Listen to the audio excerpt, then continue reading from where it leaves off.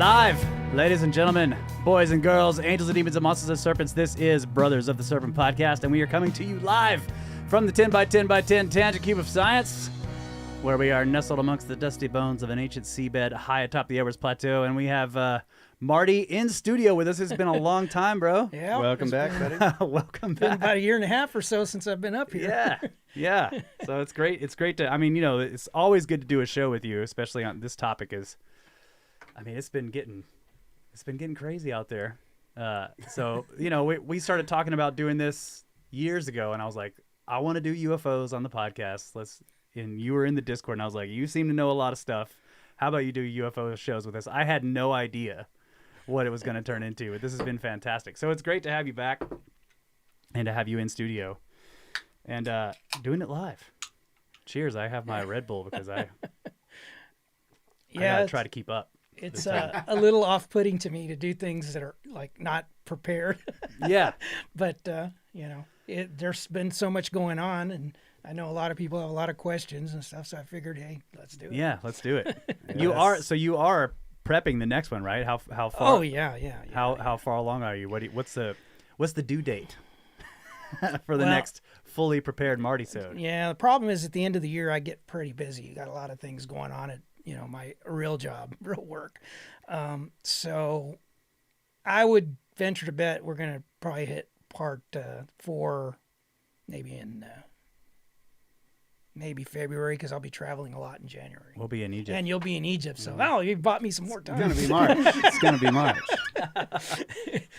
The problem is I'm not writing one episode at a time. I'm actually jumping back and forth between, and then I have to shift content from one to keep it kind of continuous and not, you know, deviate from like one specific theory. You know, there's like one thread that'll run through each episode, but all combined, there is an underlying theme to the whole thing. You know. So. Yeah. Do you know where you're going? Oh yeah, I know exactly where it ends. It's all mapped out. It's on here. I've got every episode, an outline of the whole thing, every episode.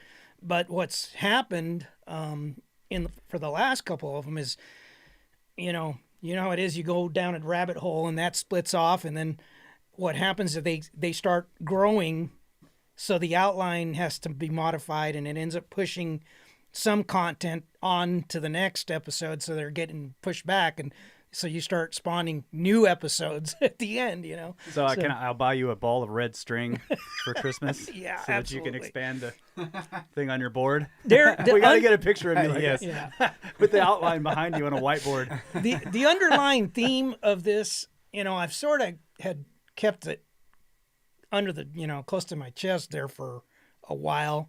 But I have a feeling maybe in the discussions, answering some of the questions some listeners might have, I think it may start to reveal a little bit where I'm going with it. But it won't necessarily, you know, hurt the overall theme in terms of the content that'll be presented. But at least you'll understand the point that I'm trying to make. Yeah. Yeah, so I do want to Just tell us where you're going. Are you going Hollow Earth? What are you trying Are to you say, going to Marty? space? Or are we going interdimensional? Or are we summoning demons? All of the above. Okay. There you go, folks. We just got to that. All right.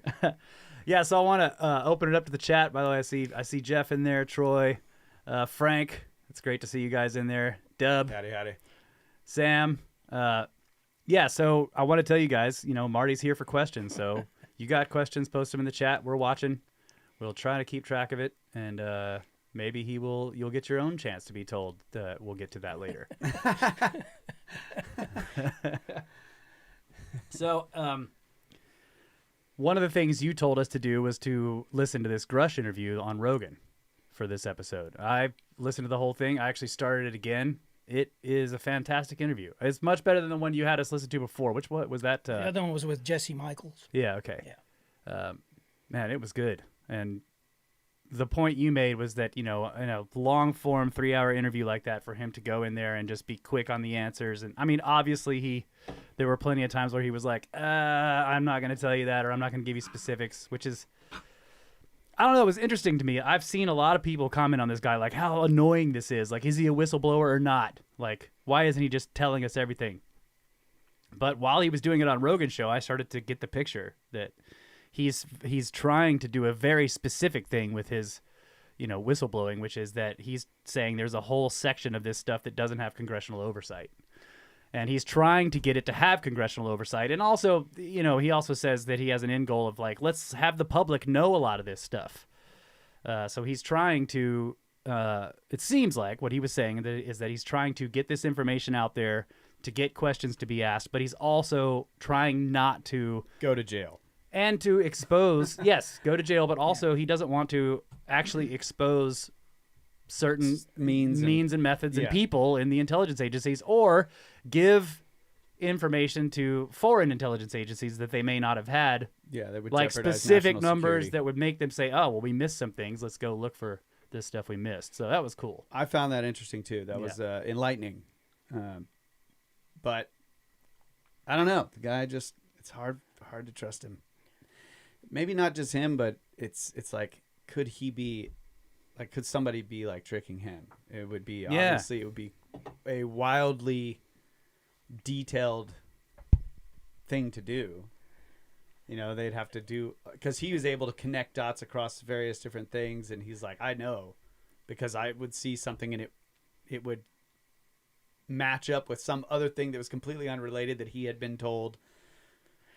But what lengths can they go to? We're talking about these intelligence agencies. This is what they do for a living. Right. Yes. Placing Trick somebody governments in a situation like that where he doesn't know what the next question is going to be, and clearly, Rogan's, he can be hard on some of his guests. So I think he did a much better job on there.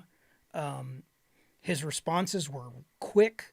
It didn't seem like he had to think about, how do I answer this, or other than the things that crossed, the line that were not approved for him to be discussing. I think that he did a really good job because, it's so easy to misspeak and, reveal a weakness or reveal an ulterior motive in a open forum like that. I think if nothing else, you got to give him credit for having the guts to go into the ring with Rogan like that. Yeah. And he was, some of the details that he remembered, like off the cuff, was pretty impressive too. It was just like, golly. Yeah, people's names and times of death, like all these details that could be checked. I made some notes of some things that I figured I wanted some points that I kind of wanted to make, and in our discussion tonight. And one of the things is that I've noticed lately,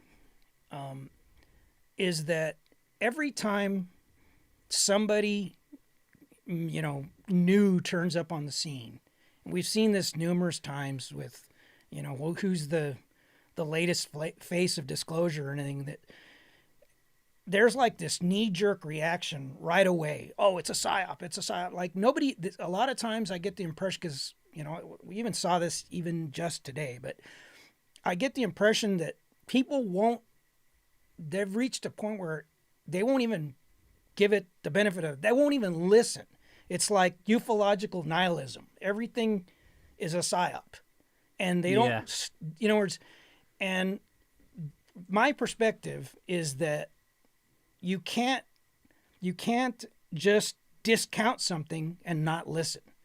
I'm not saying to be accepting everything that anybody says, but how do you know how do you formulate an opinion without actually listening and dissecting what it is that they tell you and comparing that against historical information and everything? That's kind of where I'd kind of hinted that I had some stuff I wanted to present in a Patreon section segment, because I don't think it's fair to look at this in a vacuum.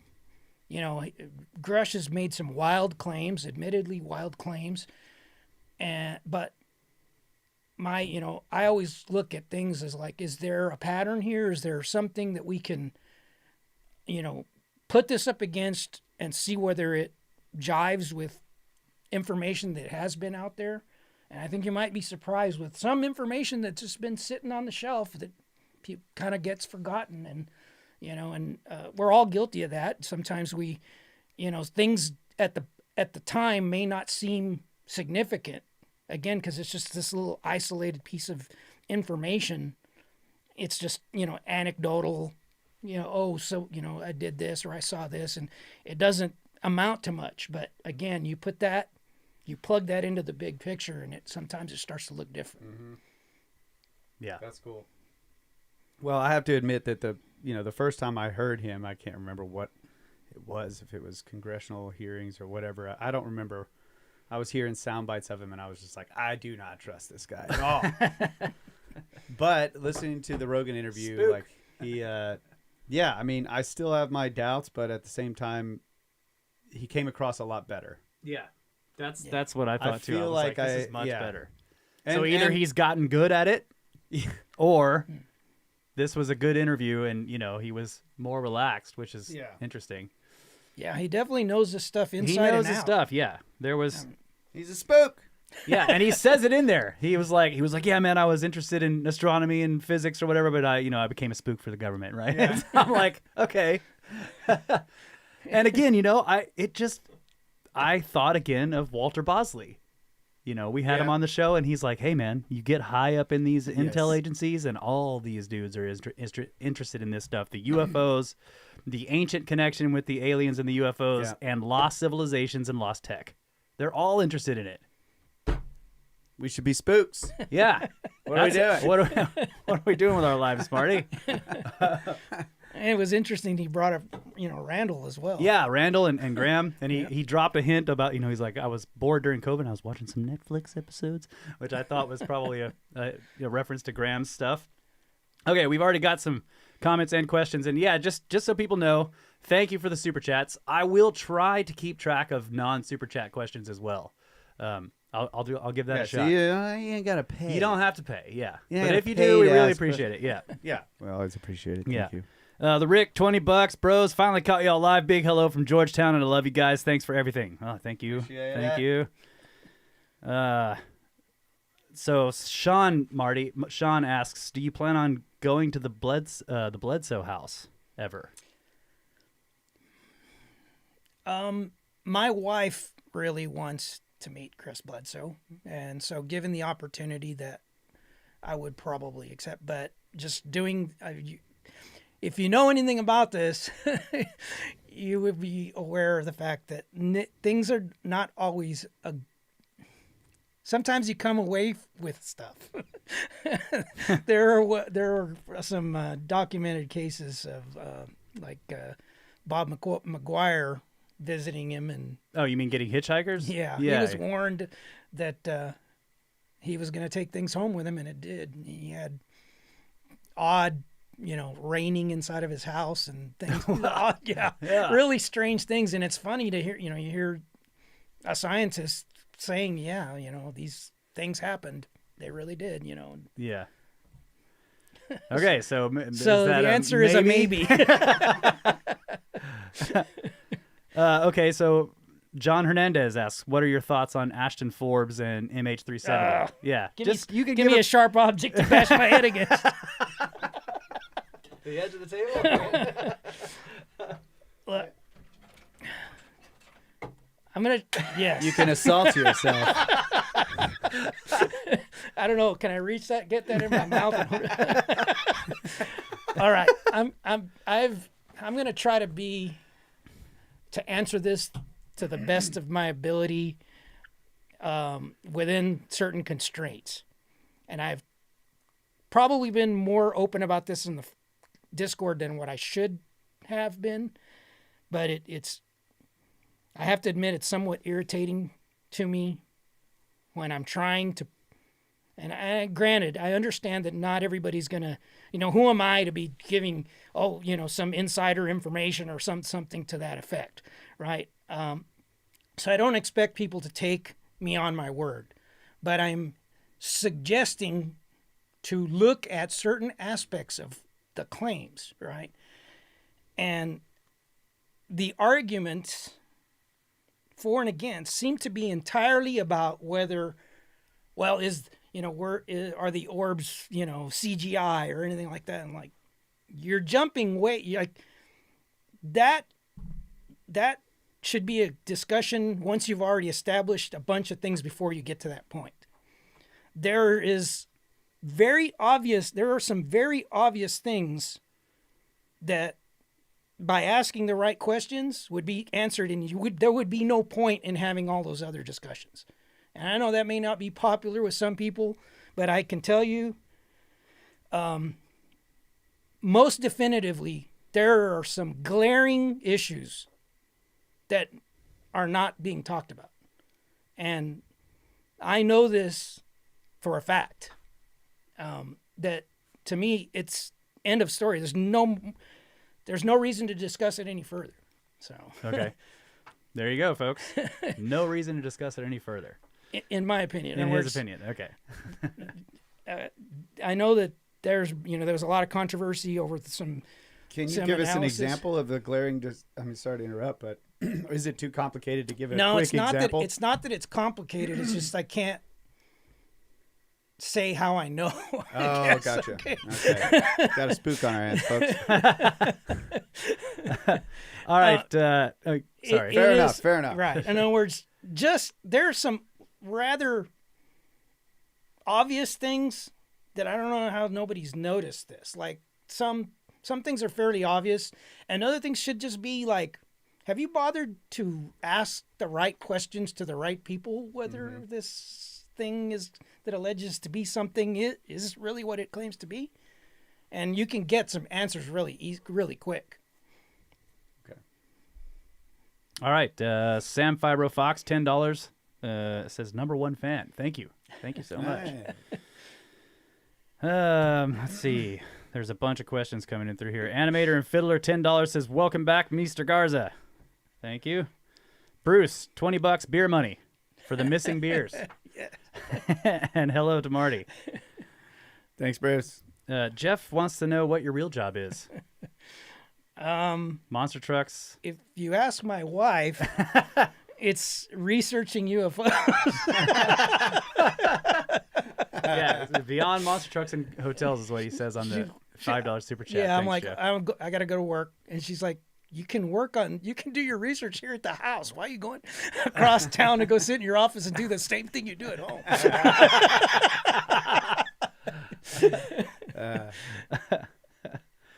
So is that your answer to the real job? Yeah, I do other stuff. Okay. It's sometimes your hobbies can be expensive, and I have some expensive hobbies. So I got to have means to be able to do that. Okay. He has expensive hobbies. That's his answer. Screwdriver Tuning, $10 says, get Marty some wine because we really need to get to the point. I brought some, but I was going to wait. I mean, like, unless you want me to bust it out now. I can't. I'm not ready for it yet. So, but you guys do what you want. Would you like? Go ahead. take that Yeah, as a you yes. guys go ahead, man. I'm good. I got beers from Bruce. Let's see what else we got here. I'll join you at the end. I don't want a repeat of episode 1. Game and Gargoyle. What are Marty's thoughts on Jaime Maussan and the Mexican alien bodies? I have been asked about Jaime Maussan before on the show, and my response was he is, I think the response was he's very enthusiastic. I think that's a diplomatic way of saying it. Yeah. I don't like talking negatively or positive. Positively, not so much, but I don't like talking negatively about other researchers and everything. I mean, who am I to be, trying to discredit anybody else's research or anything? But I have seen him promoting things in the past, back in the 90s and stuff, that changed my overall impression of some of the data that he was presenting. Because when he was, pushing a lot of the, Mexico flap stuff back then, some stuff like, And I kind of, you know, it's not something that's necessarily unusual. I think what happens sometimes is people get involved for whatever reason. Let's say they had an encounter, or they were, you know, had opportunity to investigate a legitimate case, and they get sucked in, and they get some notoriety, or they're riding the wave. And I think that when you start maybe losing momentum, you start opening yourself up to, you know, lending more credibility than you would have otherwise to certain things. So I think that it's kind of self-perpetuating, if you kind of catch my drift. In other words, I don't know that I would put much stock do you mean in. like, are you kind of talking like what happened to some of the older experiencers, that they would have a legit experience, and then they would get all this attention, and then they would try to, sometimes they would actually begin hoaxing things to recreate this. I think that, you know, that's been said of, you know, even Adamski and things like that. Yeah, you know, Adamski all of that stuff might have started with a legitimate encounter, but then it takes on a momentum of its own, you know, and eventually leads to, you know, hoaxes, or not presenting information in an objective manner. Yeah. It's interesting because the same thing would happen with more paranormal encounter. Like if you look into some of the classic poltergeist cases, it was similar. It seems like there was some initial event, and then they would get all this attention, and then they would get caught hoaxing it. Yeah. You know? Yeah, there's a lot of that. And then, you know, the flip side of that is there are historical cases, particularly related to, you know, UFO encounter stuff, where somebody reports this encounter, they get attention, and then over time, more and more details about that encounter start being revealed, and that information is like not palatable by in other words, when all of a sudden, you know, I had this encounter, I saw this orb, and everybody's all, oh really, you know, tell us about it. And then you say, well, and then this Bigfoot walked up and started, you know, and all of a sudden you lost all credibility. But you know, unfortunately, that type of stuff happens way more often than people recognize. Now, I think it's odd that, you know, the timing of when we started this UFO series and everything, that we were talking about this kind of from the get-go, but it seems like ufology has kind of turned a corner a little bit, and that paranormal aspect is becoming more widely accepted, or at least recognized, if nothing else. Do you mean the really high strangeness stuff? Yeah, the really high strangeness stuff. Yeah. You're hearing about it, you know, people talking about those kind of experiences a lot more. Yeah. I mean, even going back to the Grusch interview, you know, he was saying a bunch of things in there that, like, I mean, I guess even 10 or 20 years ago, people would have thought was a ridiculous like the idea that the crashes are on purpose. Yeah. You know, that they're not crashes, you know, like just the idea of crashes was a huge, just like, oh my God, you're a conspiracy theorist, tinfoil hat wearing, whatever. But now it's like, no, well, they may not even be crashes. This might be deliberate deposits of data in the form of material objects. And then you seem to be hinting a lot of times that even that might be a big distraction, that the focus on propulsion tech or you know, like actual physical technology that we may get out of this is a big distraction from other things that may be extracted from this kind of phenomena. Well, yes, absolutely. But if you notice in this Rogan interview, Grusch even mentioned, he said, you know, that he felt that this needed to be in the scientific discord, like this. He said 90% of this could be open. He says it's only about 10% of it that really relates to national security. Right. You know, and he's saying, you know, like I guess the analogy he used, he said nuclear power, that's open science. Yeah. Nuclear weapons, that's yes. Nuclear physics is science and academia. Yeah. Mm-hmm. Nuclear weapons is national security. Right. I agree. And this will be, and I guess I want to explain something of why sometimes my responses to some of these questions seem evasive.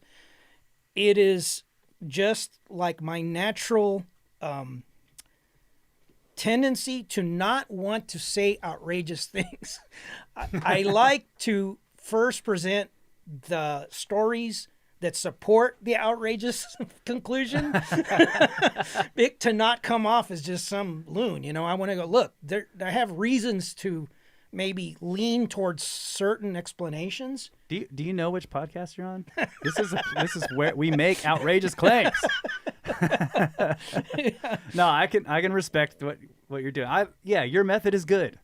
I get it. You have told me from the beginning. You're like, I have crazy, outrageous things that I want to say, but I'm not going to say them until I give this long lead up of all this data, so that when I finally say this, people are going to be like, instead of like, whatever, right? I get that. It's a good policy. But sometimes you can drop the outrageous thing first and then back it up and then say it again. Yeah, and I think one thing that I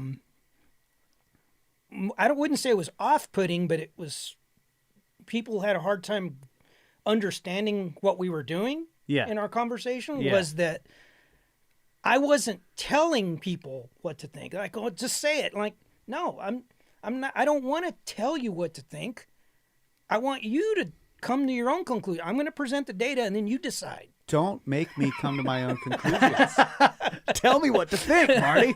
Yeah, people are I think they're accustomed to that, where it's just, they're so used to being told what to think that when they're left to make their own decision, they're like, wait, wow, what's going on?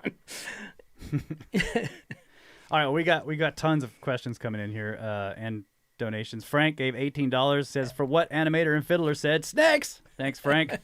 Appreciate that. Am I skipping anything? Let me make sure I'm not skipping anyone. Okay. Isaac, $7.20. Hey, ding ding. The bell's over there. It says, the UFO series is my favorite. Thanks to Marty for the great research, and thanks to the Snake Bros for many hours of great content. Well, thank you. Thank you. Hello, Marty. Yeah. Hey, I'm humbled and honored that anybody would even care to listen to my opinion about anything. So, Okay. Hyperish says, has Marty's life changed because of what he concludes in his investigations? No.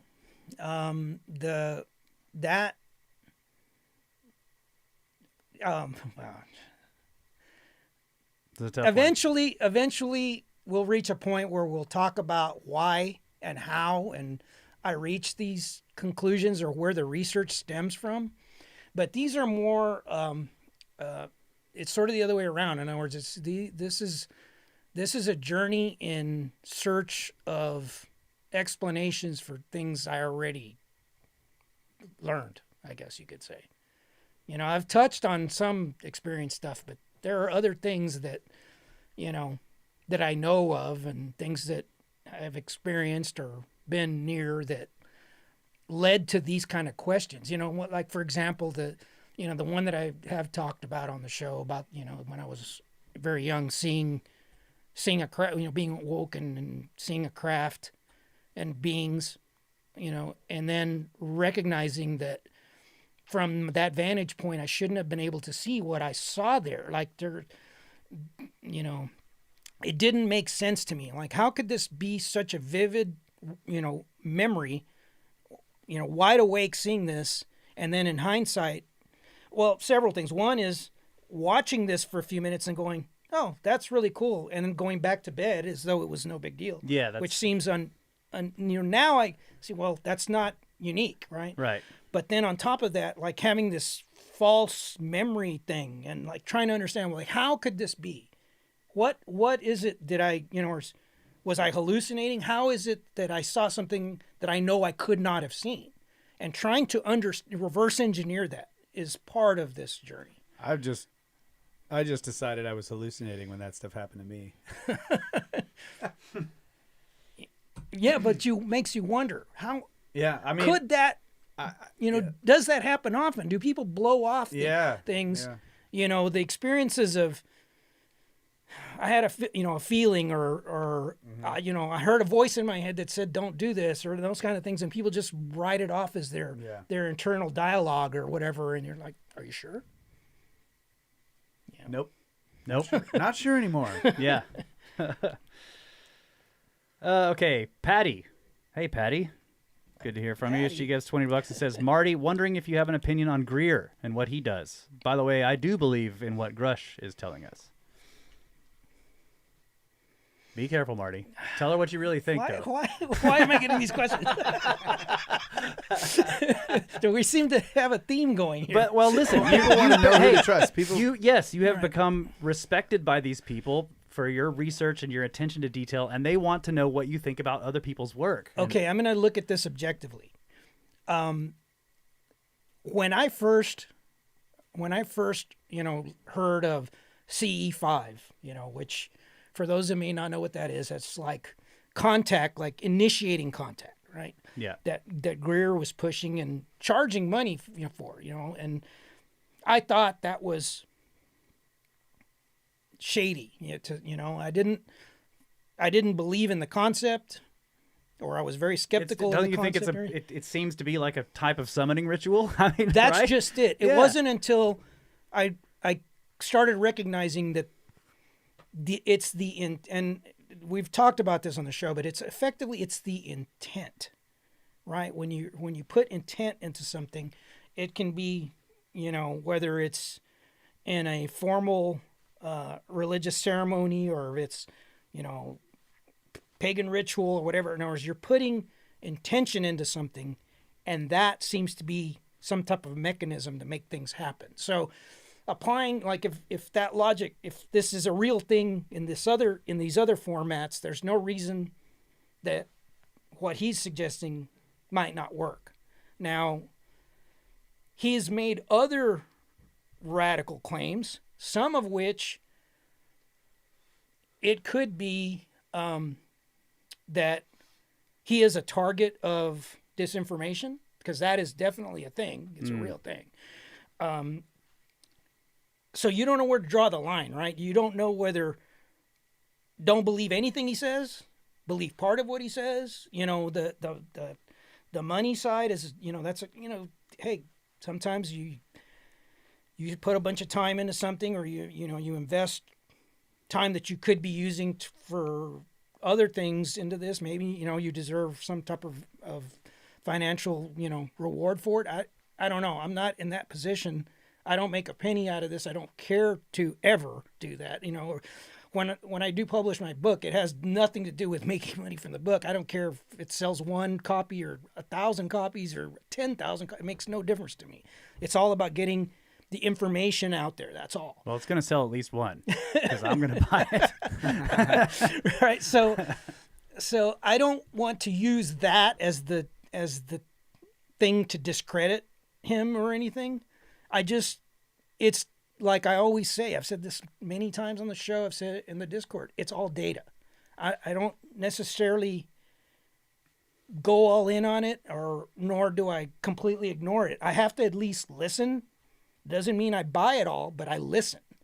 I've watched some of his interviews, some of the people that he had when he did his press conference thing. He had, several military personnel that had interesting stories. I don't know that I completely believe all of it, but it's one of those things, and this will tie into some of what we're going to talk about in the Patreon later, that sometimes that's like data that doesn't necessarily fit with the things you've been looking at, but it seems like maybe it's important.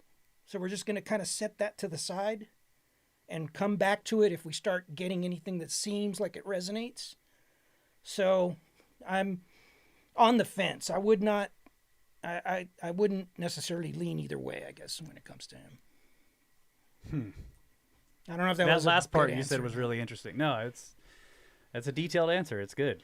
I think that was a classic Marty answer. Do I sound like a politician? You My mouth's moving, but I'm not saying anything. He gave us a whole lot of data in the end. We still don't know what the hell he's talking about. These are good questions, though. What else we got here? Let's see. Ed Fu. Hey, buddy. Hey. 30 Australians. Brothers of the Serpent and Marty, thanks for what you do. Marty in, okay, what is this? TSSET Part 2? Which is that one of ours? It was read, Mulholland became so scared by something Puharich did in the Chicago presentation, he left Chicago immediately. Do we know what Puharich did? No, that would have been when... That was like 3 weeks after Frank Olson's falling out of a window by accident or whatever,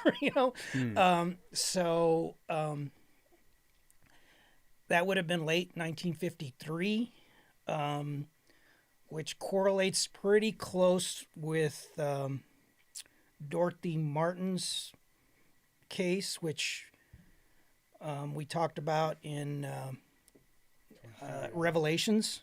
I don't remember what episode number that is, but Revelations. Yeah. We discussed quite a bit about that, and I don't know exactly what Puharich would have done that shocked Mulholland, but it could have potentially been some form of manifestation type illusion or something, because he did study that quite a bit, so it's hard to say, but Mulholland was a magician, so that's sort of his thing, right? Illusions are sort of his thing. So for Puharich to be able to do something that he didn't apparently understand, that's saying something. We're not... Okay, yes, I remember this reference now, yeah. Yeah, we're not done with Puharich. We're not. No, we're not done with Puharich. He's going to reappear in the And so he did something that scared this guy, and you're thinking it was probably some sort of manifestation event. Yeah. Because remember, to refresh everyone's memory, Mulholland was working for, under MK Ultra, sub-project, was it 58, I believe it was. And he also wrote a manual on deception techniques and things. And he was also keeping an eye on Puharich. Although it appears that Puharich was working alongside the CIA, I don't know if he was working for them directly in most cases, but they were definitely keeping an eye on his activities. Hmm. So it's hard to say. I don't think we have enough information to be able to make that determination yet, or I haven't found it yet. Sorry, I can't give you a better answer. No, that was a good answer. Thanks, Ed Fu. And by the way, the TSSET is the spookiest story ever told. Yeah, never told. Okay, what do we got next? New phase, $27. Aloha, Snake Fam. Miss y'all. Question for Marty. What are the most meaningful personal synchronicities that have occurred while researching UFOs? I have them all the time. That's a hard one. I couldn't really tell. I'll tell you one just because it occurred to me, because I told the guys here, all right? And this is going to seem like nothing, but it was important to me. Yeah, that's the key about a lot of these synchronicities. And I'm going to try to tell this as quickly as possible, just to give you an idea of like odd synchronicity things that they say that when you recognize them, they happen more often. Right? Well, I bought a van. I bought a new van, right? And I have a few cars, and I've always run a very specific type of license plate frame. I'm really picky about certain things, right? So I tell my wife I need to order some of these license plate frames for the new van, right? So I go to my warehouse. I have a warehouse full of stuff, right? I go in there, and a lot of my father's stuff. My father passed away in 2019, and I had a lot of his personal belongings and boxes and stuff like that in the warehouse. And we're in the middle of, we had just recorded an episode here, and Kyle and I had gotten into a debate about something. Oh yeah, as we usually do. And so I go to the warehouse, and in the corner where there's some boxes, there's this big, like 3 foot tall, like bronze set of 3 angels. This thing, and it's sitting there. I'm like, where did this come from? It was like a Christmas decoration or some sort. I'm like, I don't remember this ever being here. I've been here all the time. I don't remember ever seeing this. And it's sitting on top of this pile of boxes. I go over there and I'm like, what is this? I pick it up and I move it, and there's a box underneath that thing. And I'm like, the box wasn't even open. I'm like, what is this? Like, I shake it. Sounds broken. I open it, right? I open it up, and what's in there? 2 of the exact license plate frames that I was just told my wife I needed to order. I have no idea how they got there. I don't. My father ordered them, and they're the same ones that I was gonna use. I mean, that's so random that it's hard to believe that's just chance. But it gets better. Under that is a box of books, and the books, not one of those seems like a book my father would ever have read. He was very quiet, very straight, he was not a fringe thinking person in the least. And the titles of the books in the order they were in was mind-blowing. Like asking, like if you read it like a sentence, it was like asking a question. Yeah. And at the bottom was a book on Shakespeare, which was the thing that Kyle and I had been arguing about. Dude. I mean, I'm serious. That was the kicker. It shocked me more than the license plate. It's like you have 2, the angels is the first thing, and then you're like, what? And then the license plate's like, doesn't have to be a big sign. What's under the license plate? Yeah, yes. That was, asking the question, and the answer is John D. Yeah. That is freaking awesome. I've got pictures of this, all of it. I documented all of it. That's great. Yeah, crazy stuff. Yeah, but that's again, it's a classic synchronicity. Like you feel like you have to explain. It's like explaining a dream. Yeah, you have to explain all this background information, and then you finally, by the time you get to it, it's like this was impactful, and that's the point of a synchronicity. Is a lot of time they're tailored. You know, it's. I don't know. I've had them happen as well, and sometimes they really hit you. Really, you're just like, how is this even possible? Like, the law of coincidences doesn't. You can't really account for this way. One time, in that same place, very quickly, I sold a car that actually belonged to my father, and I didn't have the title to it, so I had to go get. I'd sold the car. I had to go get the title. And they're like, "Oh no, it's the title has never been released by the original lien holder." I'm like, what do you mean? Like, thing was paid off years ago. Like, no, it was never recorded. You need to bring the original title. I'm like, are you freaking kidding me? That's impossible. Like, I'll never find it. So I go to that same warehouse, and there's, hundreds of boxes full of documents in there. Like, I don't even think a needle in a haystack is a good analogy for that. In other words, I'm just looking through boxes at random. Is there any chance they would be here or here? No way. Not a chance. So I'm walking out, and as I'm walking out, there's a stack of boxes on the side, and I see one, and I'm like, maybe those have something to do with cars or anything. I go over there, and I open the box, and the first thing I pull out of the box was the freaking title. Like, how? Like, yeah. So I've had. And this is why he's a successful businessman, ladies and gentlemen. But I firmly believe the more you recognize those things and acknowledge them, like me talking about this, it'll happen more often. Yeah, that's right. Marty organizes his warehouse by way of synchronicity. Do you know where anything is? No. Nope. How do you find some? I just walk in and look, and there it is. The underpants gnomes go in at night and they organize it. All right. What else we got? And yes, Troy asked, did the Sands of Time run out? They did. We're going to go for an hour, and then we'll take a break. Let's see. Okay, we asked Jeff a question about your real job. Has Marty read Jason Giorgiani's book, Closer Encounters? If you have, what are your thoughts? His theories are pretty wild. Thanks for asking my first question as well. This is from Sean Davidsman again. Davisman. He is pretty observant. He brings really good data. If I have any reservations about it, because he's really good about bringing in a lot of the, mythology that we talk about on the show. So, yeah, we're kind of on the same page there. If anything, if I was going to take exception to anything that he really does or says, is more like he has a tendency maybe to present things as fact where there might really be speculation. Yeah. Or So you theory. have read the book. That's Yeah. okay. Yeah. Answer is yes. Yeah. He has read the book. Yeah. Okay. Cool. What else we got? Truth Seeker, $20. Thank you so much. Says, Marty, have you read the book? Ooh, Theoba Prophecy, Abduction to the Ninth Planet. No. Okay, haven't read that book. What else we got here? I have not delved. I mean, I probably to most people I have, but to my level of satisfaction, I haven't delved into the abduction phenomenon very, very deeply. Like, Have you looked at John Mack though, right? Oh yeah, yeah. of course. So okay, yeah. Mack and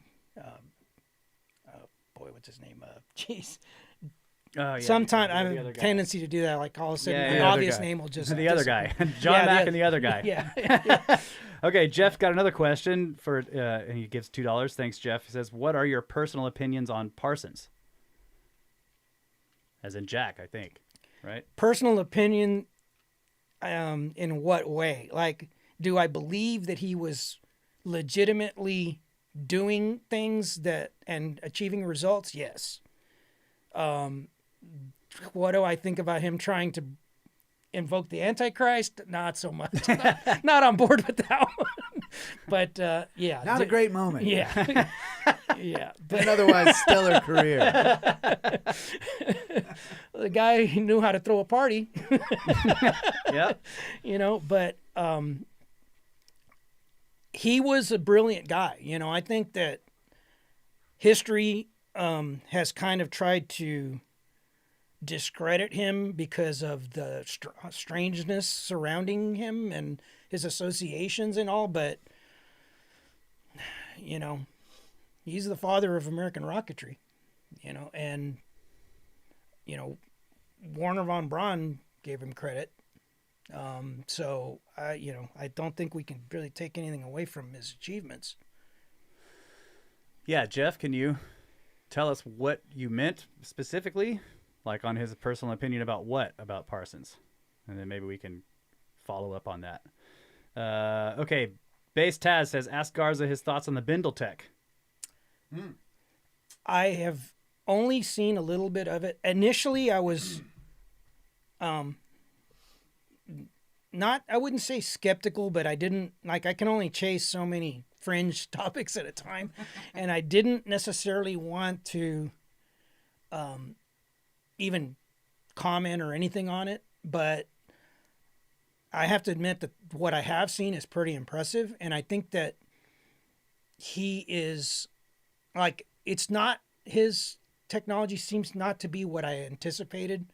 I think that it's sort of, he's basing it on things that are not completely different to some of the topics that we talk about in the series.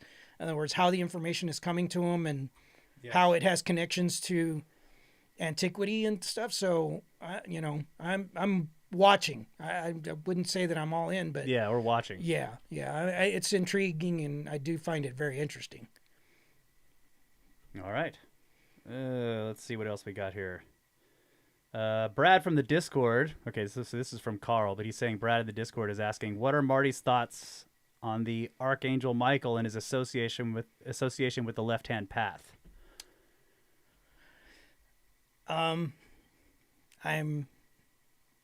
not a theologian, and I'm not very, very well read on all of that. In other words, I have a peripheral knowledge of certain areas that relate to experiences that some of the people that we've covered on the show have relayed. But Michael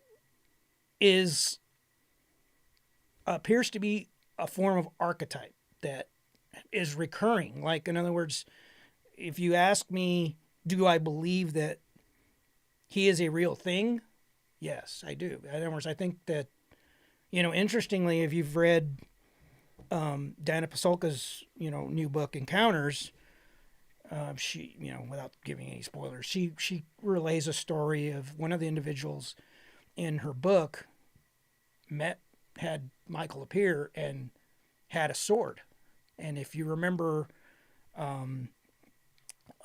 History of Unlikely Coincidences, Part 1, where we talked about John Dee, when Michael appeared to John Dee, he thrust a sword at John Dee. So, again, some things resonate. And remember also in the last episode, we were talking about the Sefer Raziel. Michael was involved in that also. So he seen that entity appears to be a recurring character of some sort in all of this. And what I say it because we don't know. It's not an angel. It's not a human, right? So it's like the BVM appearances, right? There seem to be these recurring characters throughout history that get taken as different things. It's Ishtar, it's Inanna, it's BVM, it's right, it's Michael, And when you're talking about a span of 5,000 years, maybe in some cases or more, you've got to, what is it that these people are all making up the same story? I find it unlikely. I think they're encountering something that has some level of consistency. So I lend some, at least pay attention, or I lend some credibility to that. All right. What time we got? Yep. Is it break time? I think so. Okay. Questions are still rolling in. This is great, guys. Thanks so much for being in the chats. It's awesome. So much appreciation to all the super chats as well. Man, I'm trying to keep up. I'm trying to listen to Marty, watch the chat, save the questions, and still pay attention. It's great questions. They're really good questions. Yeah. It's awesome. All right, we'll be right back. Thanks, everybody.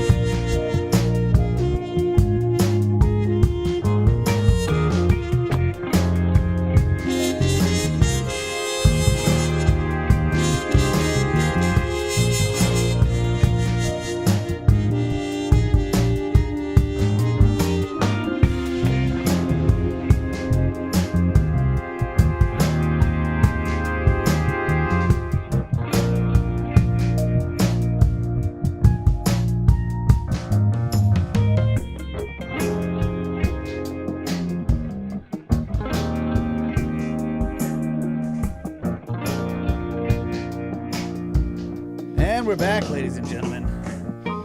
Brothers of the Servant podcast. We never went anywhere, actually. We just yelled at prison. What? Podcasting from prison. Like, somebody on the last episode, the one with Ben, said that we were all liars and we should be in prison. Oh. So I just want to tell him, like, we actually are podcasting directly from prison, bro. We're already there. And yeah, by the way, I'm wearing my Uncharted X hoodie. I felt bad because Ben was sporting his Snake Bros hoodie on the show and I forgot to wear my Uncharted X gear. So I'm wearing it tonight, trying to make it up to you, buddy. Troy, I need you to make us some UnchartedXisWrong.com shirts. Yes. And I will definitely support that. Okay, so let me roll back on these questions here. Let's keep going. Okay, so Sam again gives five pounds, says real knowledge is to know the extent of one's ignorance. Thank you guys. Love you. Thank you, Sam. Appreciate that. Really appreciate that. Great. I didn't know that. Okay. So yeah, more people are asking about the MH370 stuff. Like, why don't you want to talk about it? Is there more insights? It's not that I don't want to talk about it. It's that there's, in my opinion, there's nothing to talk about. It's fake. Okay. That's Period. it. There you go, I have folks. nothing more to say. I know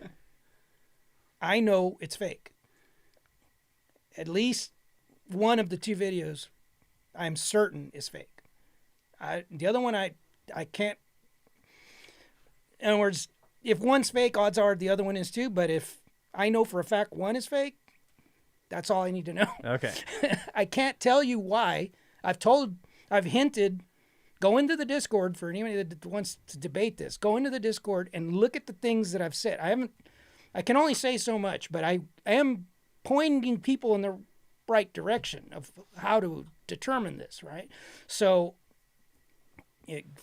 don't take my word for it. Look into it yourself. Follow the breadcrumbs that I'm leaving, and then you'll know why I say that. I don't want to hurt. I would love it. And then beyond that, I'm all about patterns, right? That's all we talk about on this. All these historical patterns. Okay, Yeah. Name another, and don't say lineage. That's a very different situation. Name another case where orbs appeared and made an aircraft disappear. I'm not aware of anything on record of that. So Wait, who it did doesn't you say? fit with a pattern. What was his name? Valentage in Australia. Yeah, that's right. No, that was a very different That's situation. a totally different Yeah. situation, and Yeah. he said he saw a structured craft. So, Yeah, and it was over him, and Yeah. it wasn't these orbs going around him. Yeah. He said it was orbiting him. That's the only orb in that story, is the orbit. Okay, Sloan432, $10 says, does Marty have any insight into sleep paralysis or incubus experiences? I don't want to get you on a tangent, so if it's not related to all this, here's some beer money. $10. Thank you. It is. Thanks, buddy. I do believe it's related, and I have experienced sleep paralysis my whole life. I'm not necessarily connecting it to the phenomenon, but I can tell you that a lot of the the incubus, the feeling of something sitting on your chest and that kind of stuff.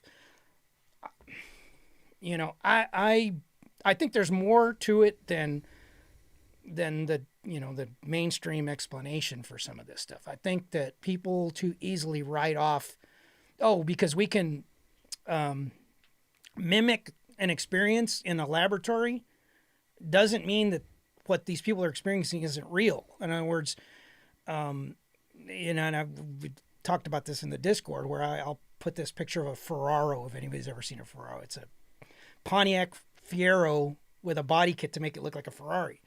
And I always say, just because there's such a thing as a Ferraro doesn't mean Ferraris aren't real. In other words, those are two different things. There are cases of experiences like that have other witnesses, animals, things like that react to this. So it's suggestive that there is something going on.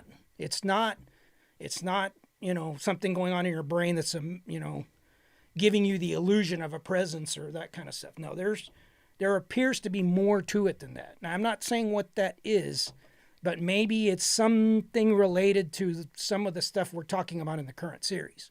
And there'll be more data presented in the next couple of episodes. They're kind of in that realm. Okay. Let's see. Sam, again, $2 or two pounds. Big love from the UK to Marty. Thank you, guys. Thank you. Thank you, Sam. Thanks.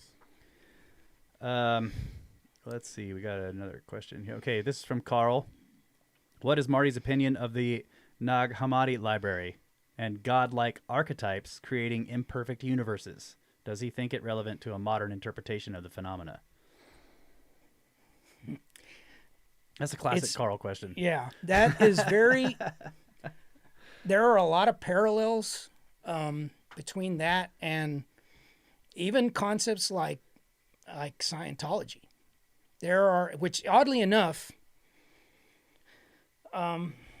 when around the time, I guess, that Hubbard developed Scientology was just about the time that the codices were discovered, the Nag Hammadi codices were discovered. So it's unlikely that he would, I don't even know they would have been deciphered by then. So it's unlikely that he created his religion off of this. But the concept, a lot of the concepts about what entities were doing what, and the whole, it sort of turns a lot of the Christian perspective, even though it's Gnostic, right? It is Christian, but it's early Christian versus Roman Catholics, and slightly different. But it turns the table of, you know, that like this is a prison planet type thing. In other words, the Garden of Eden was a prison, not a paradise, and that the bringers of knowledge is to release us from, to try to escape this prison thing. So there are a lot of parallels. It definitely resonates with the concept of, you know, creator gods and, you know, the Nephilim and all. And they're intertwined. It seems to be part and parcel of that same fundamental kind of theory of our reality, that is, like we've talked before, is kind of like maybe the telephone game where there was a story about creation that over time has been tweaked and changed slightly. There's variations on it, but underneath it all there are consistencies, and maybe there's some reality to it. It's a topic we will be delving more into in the series, because it's really there's so many aspects to it that like, for example, it resonates quite a bit. I don't know, I mean, you have to be really geeky about this stuff to even see it, but there's a lot of for those that are very well versed in the Chris Bledsoe story and his version of what he thinks is going on, even though he won't quite convey it in these terms, but the idea of a divine feminine and some of the healings and things that he makes reference to are right in line with the Nag Hammadi. So I don't know if what he's saying is true, these experiences are really happening. It would seem as though he's been contacted by that same type of, you know, archetype that we talk about that seems to be running throughout, you know, the past 8,000 years. I don't know, but it's definitely a topic we'll be getting into more deeply in future episodes. There you go. We'll get to that later. Sorry for the long answer. I knew it was going to happen. Finally. These are all great questions, and again, I'll say thanks so much for all the super chats. You don't have to, if you want to ask a question, just post it in there, and if I'll try to keep track and ask the question. Ophiuchus' right knee gives $10. Says, big ups to Marty and the Snakes for keeping it transparent, educational, and lots of fun. Keep it up, fellas. You are all becoming reference figures from your hard work. Hey, you're going to be a reference figure, Marty. Not us. The rulers. Thanks, buddy. Let's see. Troy. Hey, Troy. $10. By the way, Troy's been making the recent show art. So, yeah, you guys give him props. Great job, man. Fantastic. Thank you. He says, here's a Hamilton for the show and a question. Marty, I can't remember if you've talked about Pythagoras. Do you think he was similar to a John D type, or is he too far in the past to really know? We talked about him in the last episode some. I didn't know that much about him other than what, when I was doing my research on Archimedes, because they were kind of contemporaries, and both, established all, mathematics as we know them. And I didn't realize until I was doing research, on some of the Greek legends and things that Pythagoras claimed to be divine.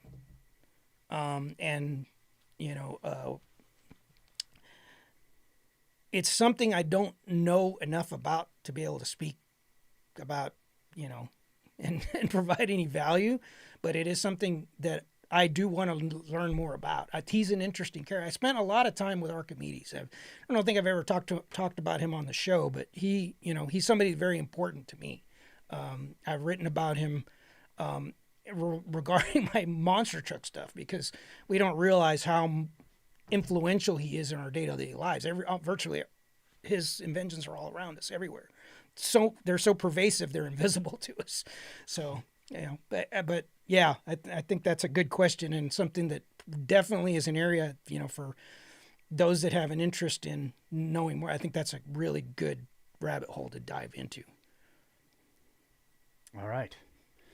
Oh, here's a good one. Bass Taz again asks, can Marty shred?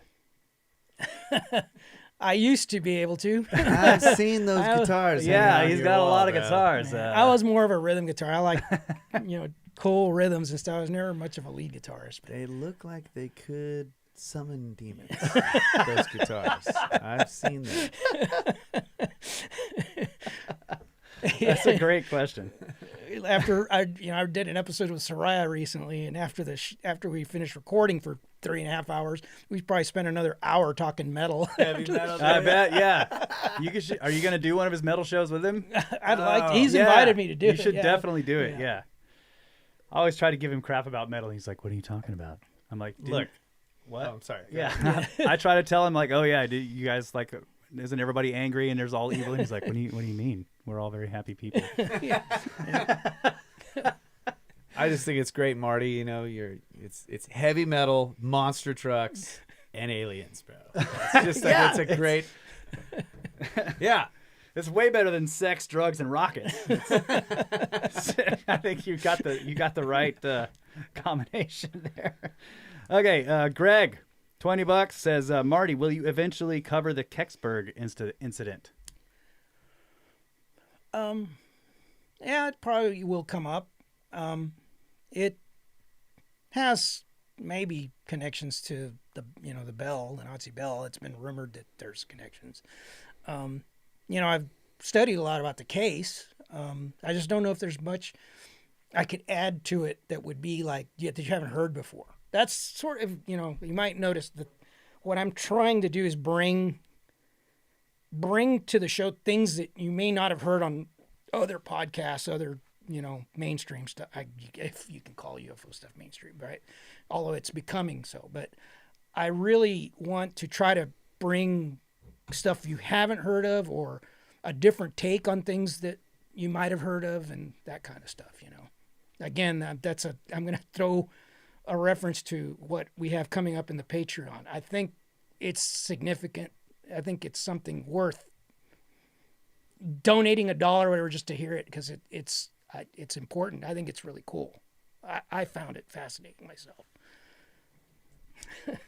Is that marketing? Is it marketing? Yeah, you can get onto the Patreon for $1.08. Yeah. And then just you get all the episodes, and then you can stop. It's not a big deal. And maybe it'll be something that we eventually just release too, because we've got quite a bit of content with Marty on the Patreon, and we can eventually release that stuff publicly, no problem. So there was that anti-marketing. Did I just destroy your? I'm sorry. That sounds very good. Yeah. Yeah. Okay. You don't have to do it. You don't have to join. We're gonna put it out for free later. Maybe. It's not a promise. Okay. Let me see. I'm getting lost here. There's so many good questions coming in. Okay. So Jeff was basically saying that his thing on Parsons is he thinks Parsons was a tragic failure. Then Carl asks, does Marty have an opinion on the Parsons technique and what he possibly manifested and how he did so? Yeah, I do believe that Parsons' technique led somewhere. He was, he claimed he was receiving information. That's what led to the development of, the solid rocket fuel, motors. And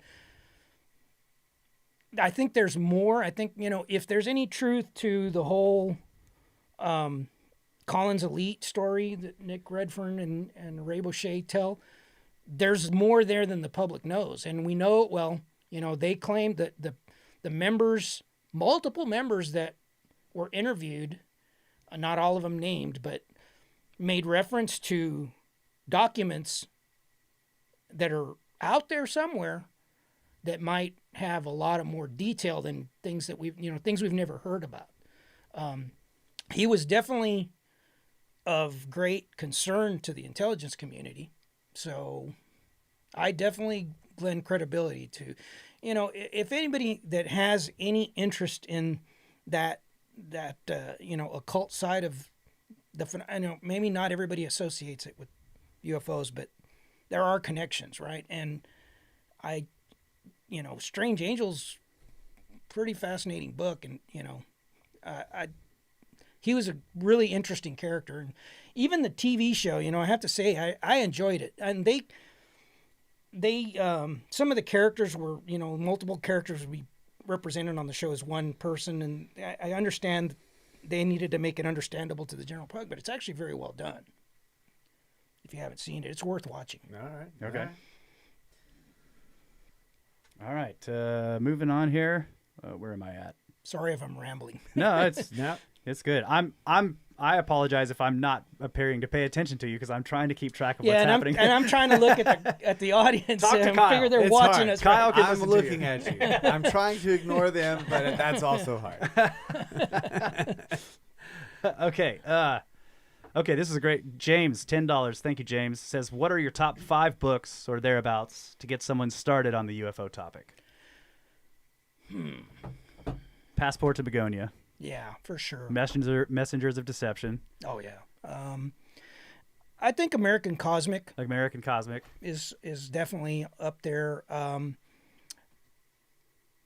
UFO Experience, J. Allen Hykes, that's pretty good. Hitchhiker's you know Guide what? to the Galaxy. Above Top Secret is like the Bible of, UFO of. I would say, I say contemporary. That I should tell you, that's like from the late 80s. Yeah, for me, that's like 2 weeks ago. But yeah, that's a very influential book by Timothy Good. That's 5. That's 5. Okay, good. Or thereabouts. I don't have to use any He more. could name 6. Oh, Or he said 4. or thereabouts. Okay, yeah, fine. yeah. Uninvited Guests is another good one by Richard Hall.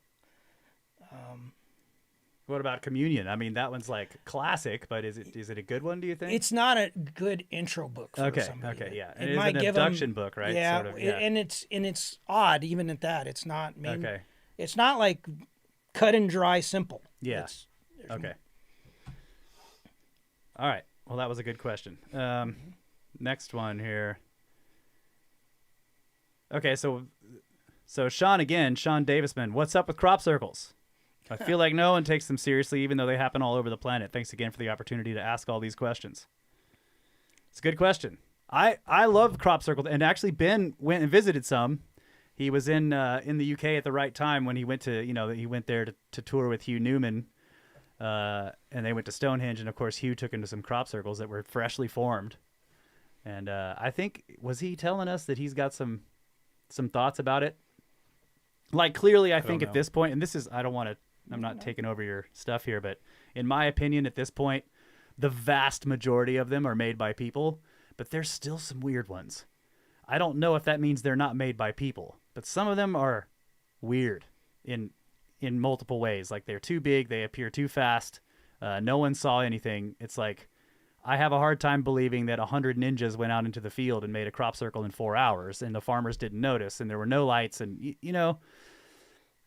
And some of them, they appear, and it's like this big thing, and then 2 nights later, it gets even larger. Like it gets added to, like it's a fractal. you know. So and then there's certain things that people have looked into on how exactly the crops have been flattened. Yeah, the stalks. A lot of times they're, you know, with the ones that are made by people, you can see it even in the pictures that they look beautiful and they're nice and symmetrical, but when you get close, you see the crops have been crushed, they've been broken, yeah. but in some of them they're like weaved into these patterns. And the crops actually still live. If you can see pictures of the same crop circle a month later, and the crops have all turned 90 degrees and they're growing again. Yeah, because none of them died. They've found right? spherules in some. Yeah, there's strange things that happens to the soil. You know, this is not most of them, because most of them I think are made by people in their artwork at this point. But I think we could use the same argument that people have about UFOs, right? If it's a bunch of people going out there making them, where are the videos of those people doing it? Yeah, that are not grainy. Mm-hmm. Mm-hmm. Yeah. How come we don't have videos of people making crop circles? There might be some, but not. Yeah, I agree with you. I haven't looked into. I haven't looked into. I haven't it looked. I for shouldn't them be yelling about that. I haven't looked that up in years. But a lot, you know, if they're doing it, most of them are trespassing and also destroying property. Where are the arrests? Yeah. Why aren't Dave and Doug in jail? I have read about technology, some defense technology that would have the capability to do some of that, but that doesn't mean that I think all of that is. In order, some of these cases probably predate that technology.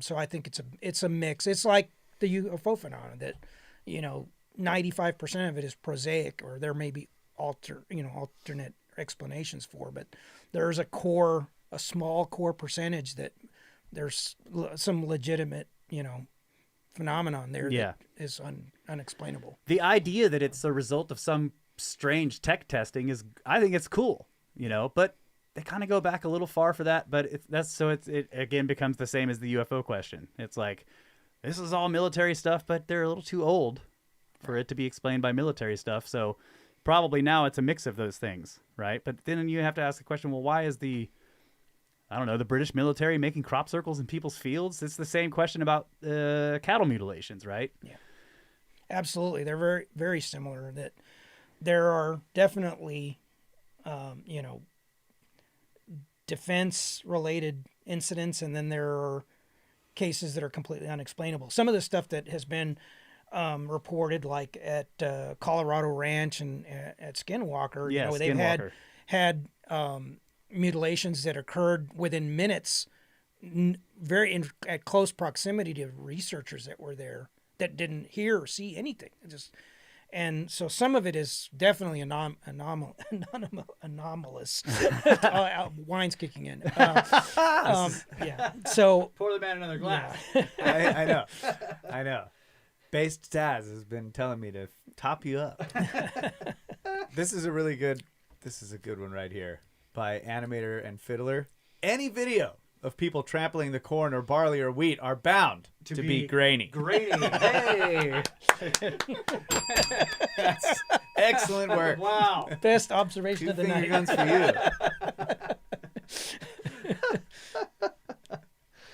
you. Okay. Okay, so we've done the crop circle one. That was a good question. What else we have? What is Marty's opinion of the Black Knight satellite? This is from Terry Jackson. Gives 5 Canadian. Thank you. I'm aware of it, but I don't know enough about it to be able to give anything that would be of any value to anybody. I don't. Except that it's weird. Yeah. You know, it was detected a long time ago. Is it before we had a space program that was enough to put up something that large? We did have. So did we have a secret one? We had a space program earlier than what is acknowledged. Okay. That's not getting. I'm not talking about breakaway societies right now. I'm talking about like legitimate space program prior to NASA that was already looking at putting satellites and actually, you know, or not civilians, but military personnel in space. So, but we're not talking many decades. We're just talking, you know, less than a decade before the acknowledged programs. Okay. All Hold on. Let me make sure I get these. Oh, I'll switch over. Okay, so what do we got here? So Edfu again. $20 says, I wasn't interested before, but the UFO series completely changed my view on this phenomena. Marty, what 5 books mentioned in the UFO series are a must-read? By the way, Kyle, you are a musical wizard, loving the new bumper music. Oh, thanks, buddy. So 5 more books, Marty. 5 more books. Specifically ones that you've mentioned in the series. I really, and this, I mean, it's not directly related to UFOs. I'm the one that's making the connection to UFOs, really, is A Terrible Mistake is really, really interesting. That's where a lot of the information in part 2 of this, the Spookiest Story series comes. A lot of the information on a little bit of on Paharic, and a lot of the stuff related to Frank Olson, because the book is primarily about Frank Olson's murder, but Mulholland and there's a lot of information in there. Actually, some of that led, like, I'm good at picking up like little details sometimes, obscure things catch my eye, and I'll dive deeper into them. But like I believe the reference to Crowley's interest in Sephiroth came from that, a reference in there, and then I followed it into a lot deeper down that rabbit hole. But that's a really good book for anybody that has like interest in CIA activities and things like that. I've asked him actually I was like, so what books are you referencing for this next episode you're going to do? I'll read them. And then he gives me like a huge list of books with 20 books on it. The last episode, I don't want to dox anybody, but a member of the Discord approached me. He's putting together a bibliography for the series. And nice. I told him I can't give you everything because I don't want to reveal the direction that I'm going. But I gave him just the We'll get to that later. I don't remember what it was. I think I gave him a list of the books that were related to. I don't remember if it was the last episode or the last 2 episodes, and I think it was like 53 books just from those couple episodes. Yep. So, wow. And those weren't all of them, because some of them I couldn't tell them because they kind of lead into the next couple episodes. So secretive. It's good. It's good stuff. It is good stuff. When this stuff gets published in book form, it'll be heavily annotated, and it'll give all my source and everything. Understand that I can't. I think that was a question in there. Are you going to publish a book? Yeah. Yeah, and if I tell everybody where I'm getting all this, there will be the information will find its way into books before I ever publish mine. In other words, they can listen. I can do 6 months worth of research and divulge that in 30 seconds. That the next writer will just, he knows exactly where to go and find that quote. And so I can't make it too easy. There's certain things I do hold back. It may not seem. But once the book is out, it will be later, right? And we'll have gotten to it. The end of the last page will say, "We'll get to that later." The book better come out at the end of later. Yeah, that's what I'm saying. So that we will have gotten to all of it on the show. Good stuff. Okay, Bob Fabian asks, Marty, have you seen the clip of Dr. Michael Masters where he discusses talking directly to future humans? Yes. Answer is yes. Yes. Short answer is yes. All right.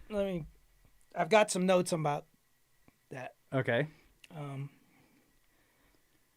I really found that interesting. Definitely very worth watching. But I do have.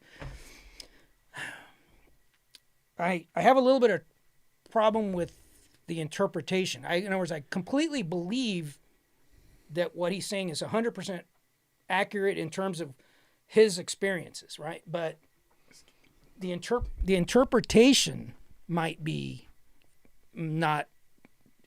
I guess let me explain why. There in looking at this, looking at the phenomenon as future human, right, perspective. These are us from the future thing. There are a lot of assumptions that are involved in that. And one of those is that mankind is going to survive itself, our own technological advancement, long enough to be able to develop the technology to go back in time or whatever, or reach through time, that we didn't get hit by a meteor and all get wiped out, or there are a lot of like assumptions built into that. And then you have that. Okay, if that technology existed, who's in control of it? Because it's more dangerous than any weapon ever just developed, right? You make one mistake and you just wiped out everything, right? Everything that you thought was going to happen changed. Then you have like the what's it called, where you've got what's the term, Mandela effect. We would be in a perpetual state of Mandela effect, right? Because everything would constantly be changing unless that technology was controlled by one party and very cautiously used. If you had more than one party, you would have time wars. I think it would be inevitable. You'd end up having these time wars, sort of like Terminator, right? Some really good science fiction books have been based on that. Right. In other words, it just seems unlikely. In terms of direct interaction.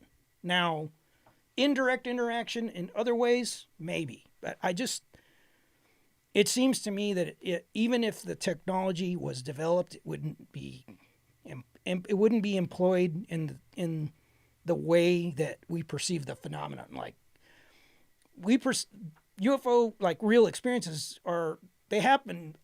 I mean, I'm not going to say they happen constantly, but let's say even if they happen 10 times a year, how much damage could be done in those 10 times? One thing they change, one person sees it or whatever, and you have this butterfly effect that changes the future. So I'm not entirely sure that I would accept that interpretation, but his interaction with these two individuals that were a collective intelligence, that's fascinating. So, yeah, I'm aware of it, and there's some cool stuff coming. That's all I can say. I can't say any more about it. We'll get to that later. Yeah. Okay, Rex Strigo, $20 says, "Hey Marty, I was spied by a biomechanical eye about the size of a walnut, tethered on a tiny filament that reached seemingly through the atmosphere. I believe this may have been an angel. Am I crazy? Are we being watched?" This sounds like the kind of high strangeness encounter that you sometimes hear with these. A tethered eye. It's really interesting. You might be crazy, but that doesn't mean we're not being watched. That's right. Right. Are we being watched? I think that it's very possible that we're all watched all the time. But the tethered eye, the thing, it took me a minute to respond, because I always make these connections, and you may or may not be aware of this, but there are a lot of cases, such as in one of the Chicago airport cases, where there was a craft seen over the airport. Not the one that was seen by the people in the terminal. This was actually witnessed by some of the ground crews that work on the airliners. There was a craft that had these tentacle things coming off the back that had these balls that kind of look like eyes. And there are actually a few cases, like if in Dark Encounters, I think the book is called. There are a couple of cases in there that have discs that have these things. So as far as the tentacle thing with the ball in the end that might resemble an eye, that's not unheard of. So I wouldn't discount what you're saying in any way. In other words, sometimes I tend to look like, is this a perception thing? Like you perceived it as that, but it may or may not have really appeared that way. It may have been actively deceiving you, or you're unable to really understand what you're seeing, and that's what your brain assembles. It's trying to relate it to something understandable in some way. But again, that's not unheard of. So it's entirely possible that is exactly what you saw. So. Wow. Cool. All right. Okay. Runs with scissors. How did you guys meet Marty? How much money to get this question answered? None. We'll answer it. So I kind of told this story a little bit at the beginning of this live, but basically Marty, so how did you end up in the Discord? I met him in my driveway. Yeah. I was like, you want to be on the show, basically. Like, but how did you end up in the Discord? Like, what happened with I was you? listening to the show for a long time. Yeah. And then I wrote in a couple of times. That's right. Read a couple of things that I wrote some stories. Some, the one was about finding these objects, and then they tried to, the public or the scientists tried to say they were naturally occurring things. And I wrote some stories and a couple of historical things, and then Russ, and then I was in the Discord, and Russ said, "Why don't you come on and talk about something?" So I remember an email you wrote us in response to something that had these, the classic, beautiful Marty analogies in high detail.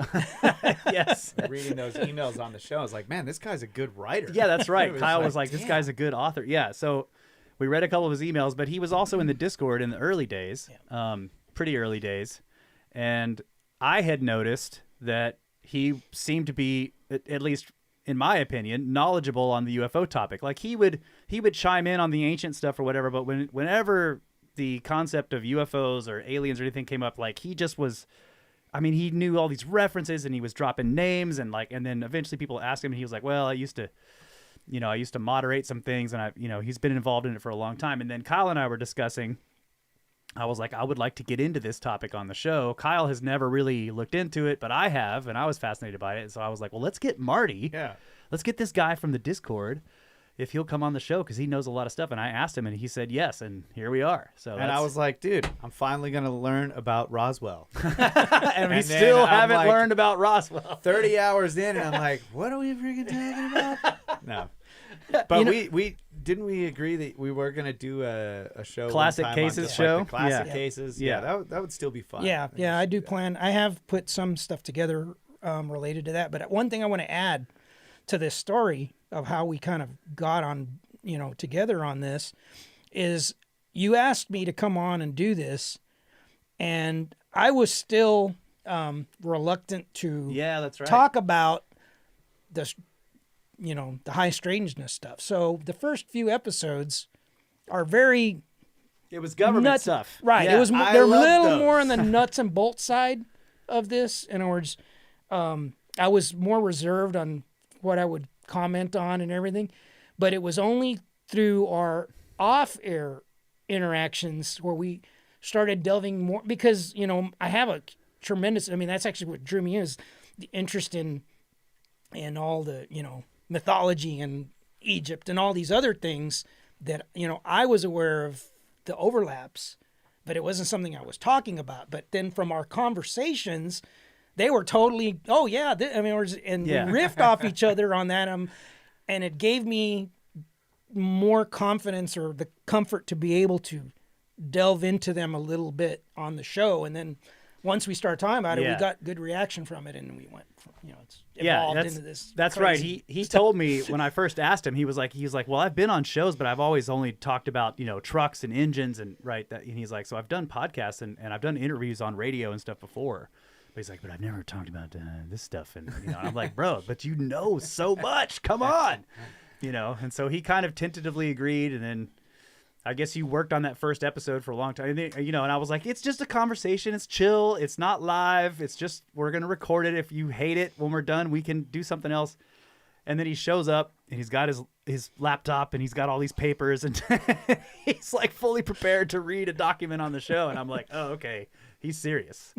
He's not going to come in here and have the off the cuff conversation yet. I'm not allowed to be. But he's doing it now. You're not allowed. Siri, shut it. He's doing it now. So, but it's taken a long time to get to this point. What I like about it though is that it became its own thing. It's not typical. It's almost like a book report in a way, but I don't know. It kind of grew. It has a life of its own. I like it. Yes. It's like thank you. I'm always looking forward to the next one. Yeah, and it's been cool because we've learned every time we do another episode with him, we learn new things about, and we discuss it like, should we try it this way next time? This is why we went to, I was like, let me read your document so that you can sit and think and then be able to comment, you and Kyle can go back and forth on it or whatever, and I'll do the reading. So we tried that. It worked really well. So we've continued that. And he's been like keeping track of how much we can read in one episode. And so he sort of tailors it. He's like, I can write this many words, and I can know that, like, given certain amount of conversations in this part and this part and this part, that we can get through all this in one episode in about 2.5 hours. And you jumped right into the video seamlessly and started throwing up slides. Throwing up pictures. It's like, bro, yeah, leave the slides up longer. It's been great. Yeah, it's cool. Yeah. In my other life, I do that kind of thing more often. That's why. So it wasn't entirely new. It was just a new subject. Yeah. You're a PowerPoint guy? Yeah, for some of the stuff I do and related to other stuff, I have to present stuff like that. Do you ever just sneak a little hey, nugget into your PowerPoint? Even my monster truck technology book has some, Archimedes in there. Yeah, it has little. Okay. There's little snaky stuff in there. He's dropping some snake facts in secret. Yeah. Little snake snacks. All right. Okay, let's see. Okay, we got that. Okay, so Dev Life, $20. Thank you so much. Says Occult seems to lead to UFOs. Are UFOs just demons masquerading? Hugh Ross, Christian astrophysicist, makes that claim on Julian Dory's podcast, number 167. Jacques Vallée studies fallen angels, according to Diana Pasulka. That there is a connection there? Yes, absolutely. I believe absolutely there is a connection there. I was surprised by that revelation in Pasulka's Encounters book. I was aware that he studied some, but not to the degree that's divulged in this book, which made me feel a little bit better that I'm not completely crazy, or at least I'm in good company. But I do also like to stress that it is entirely possible that, I know the tendency is to look at these choices like, oh, are the aliens really demons or, angels or and the Fae and all these other things. But we have to recognize that it isn't out of the realm of possibility that we have never encountered whatever is truly behind this. That everything we have ever encountered in physical manifestation is simply an avatar or something for something that maybe has no form. Even God? Possibly. These might be the messengers or the watchers. The watchers. And we've talked about before, it does appear that there are factions involved because they don't all seem to have the same agenda, or the agendas appear to be in conflict. They're not just random agendas. They're in conflict with each other. And, and there's a lot of questions like, and I've said this, and it is rather controversial, that virtually every religion starts with an encounter of some sort. So it would appear that in some cases, like in Joseph Smith and stuff, where there appear to actively be seeding new religions, like they're encouraging the development of new religions. So you have to wonder why would they do this? If and I know we're trying to overlay human logic or reason on top of something that may be far beyond our ability to comprehend. Do you think they're purposefully seeding religions, or is it? Yeah. Okay.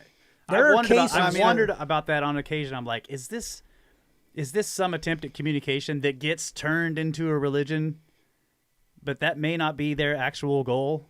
Like, I can't tell. Initially, a long time ago, I remember we were talking about this way in the early days of the podcast. It's like, it seems like the religions are like actually different, lowercase g gods that are like, no, you're all going to worship me. Yeah. I'm the boss.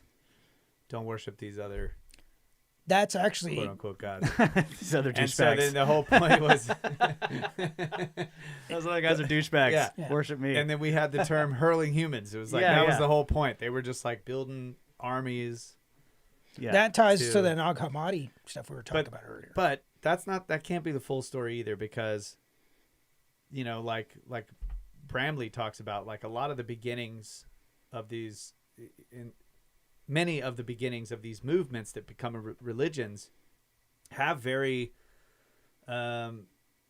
authentic and true, like purposes of being better people, living a better life, like making the world a better place.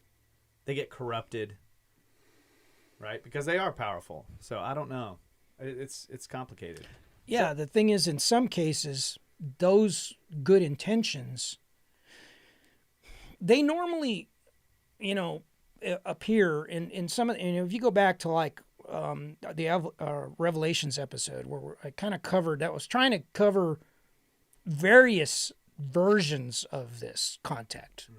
And then you tie that in with some of the stuff in History of Unlikely Coincidences, where you have an encounter, these individuals have an encounter with something that presents itself as being an angel or something to that effect, right? And it provides information to get the person invested in what they're telling them, whether it's apocalyptic revelations or, you know, predictions or warnings of, you know, of potential, you know, humans need to change their, you know, their conduct because they're, you know, going to blow themselves up or they're going to destroy the planet. There's many variations, and this goes back thousands of years that these stories have been told.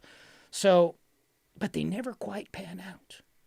And so it seems to me that some of it is to draw the person in. And then once they're all in, that's when they start getting manipulated. I agree with that. You know, that's why, you know, I know that it's very popular for people to say, oh, you know, they're warning us that we're going to destroy our planet and everything. Like, okay, just think of this logically. If this is a, you know, truly an alien intelligence or a non-physical intelligence or an intelligence that has the ability to be, you know, to travel vast distances, why are they worried about one planet? They can just go to another one. They could just take us, you know. If I have else. asked that question to, people that are on this, in this sort of UFO belief, but they're more on what I would call the crystal hippie side of it, right? So they've got this kind of there's this overconsciousness thing, and they think that effects that we have on our planet here and the life on it will reverberate out into the universe and cause problems elsewhere. And so this is why these entities are very concerned with how we treat our biome, because it's all connected in the universal consciousness. And I mean, I'm not telling you this is what I think is true. I'm just telling you, like, people have explanations for this where they're like, yes, they want us to take care of our planet because life is all connected all across the universe, and we're causing this, like, dark spot in the universal consciousness by how terrible we are with our environment, you know. And so these entities are here, like, trying to tell us you need to be better. See, I would lend more credibility to that viewpoint if that could be extrapolated over the history of contact, but it really doesn't. The story seems to change. There's always the cataclysm de jour or whatever. In other words, there's always something. Yes. You know, in the 50s, 60s is like, oh, it's, you know, we're nuclear war, and, you know, it just seems like it's always whatever's in the public consciousness is the issue, and then when you combine that with other versions of this type of, I would categorize it as manipulations. It seems to me that it's just the path of least resistance. They're telling these individuals something to get them on board with the idea, whatever it is. Yep. Are we going long? Yeah, we can go long. A little long. Would you like a glass? Sure, I'll take a glass of wine. Yeah. Yeah, what's the case that happened with all the kids that were schooled that saw the incident? The aerial Yes. school. Yeah, they had the same thing. A lot of them were, like, basically told you know, and I'm like, okay, so that now they're scaring the kids, right? You know, they're going to show up and be like, you're destroying the planet, right? And they're scaring the kids. So, but I think your greater point, though, that you're making, and I agree with this, is that they seem to, that these entities, whatever they are, and it may not always necessarily be related to UFOs, but you see this with channeling, and these are the kind of things that begin sort of cults or different religions where there are a bunch of predictions that are made, and they're small ones, and they kind of come true to some extent. And then that really ropes the people in, and then they're all in, and then big predictions are made, and those just completely never happen, right? And but so then it makes you want to look at it and say, so what was the goal? The Gulf Breeze 6 was a very good example of that. Oh yeah, yes, described. the Gulf Breeze 6. That's right. Yeah. Which one did we cover that one in? Revelations. Revelations. Yeah. That's such a weird story. Yeah. Yeah, but that's what I'm saying. It's like then you're wondering what the goal actually was. The goal was not to save the planet.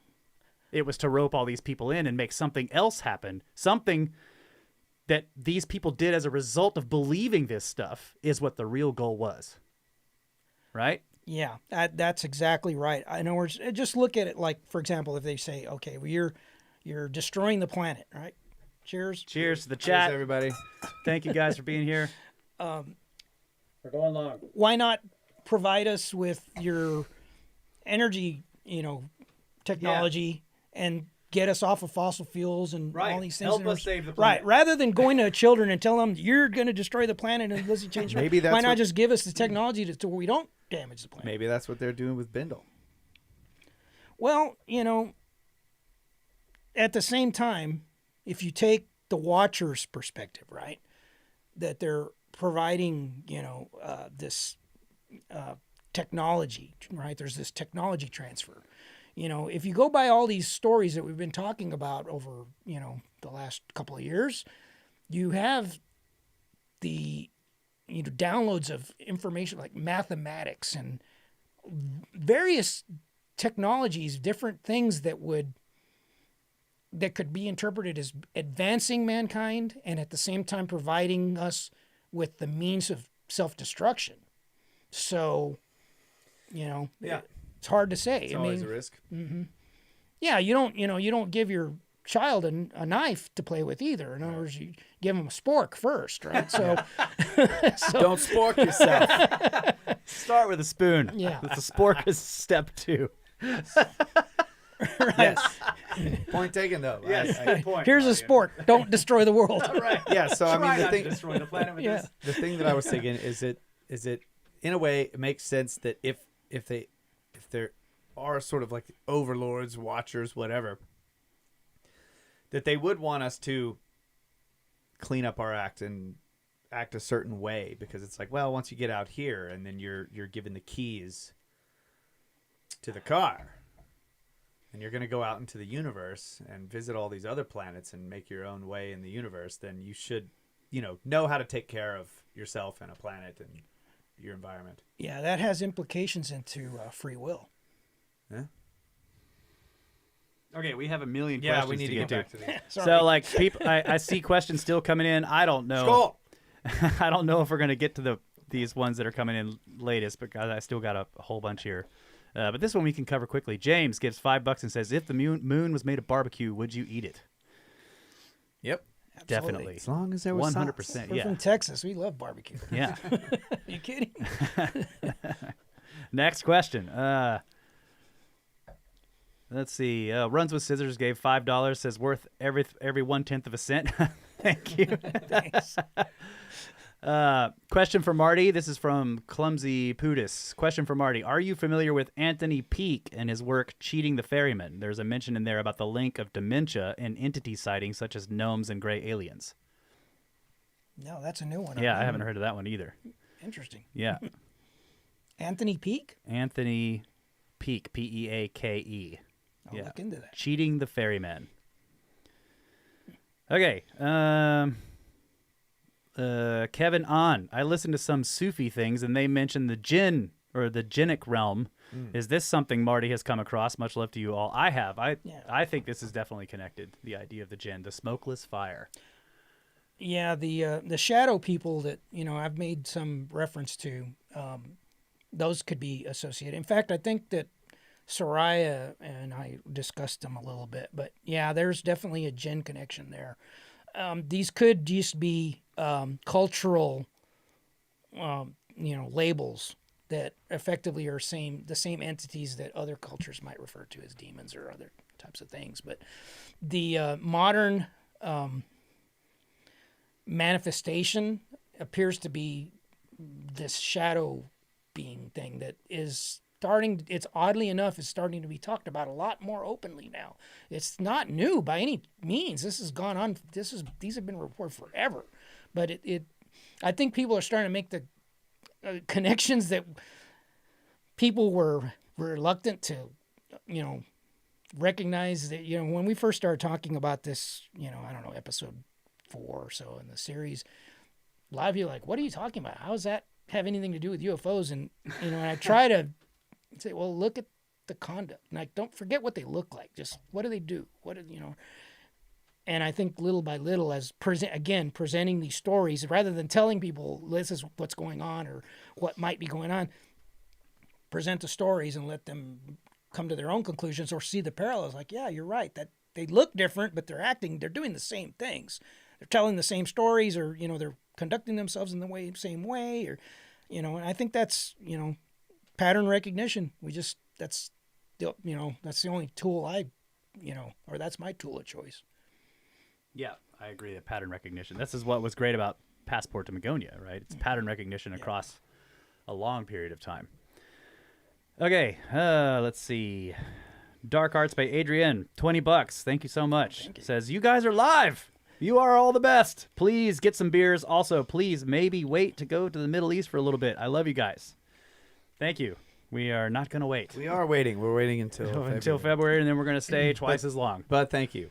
Yes, that's a good so much. time Really to plug the Canyon show. Though. Yeah, we are going to meet up. Eclipse at the Canyon is in April. I need to put the links of this on the website. I need to do that. I'll put them in the show notes. It needs to go up on the events section of the website. But yeah, we're having a meetup in Utopia, 6th through the 9th of April. The Eclipse event is going to be a full eclipse.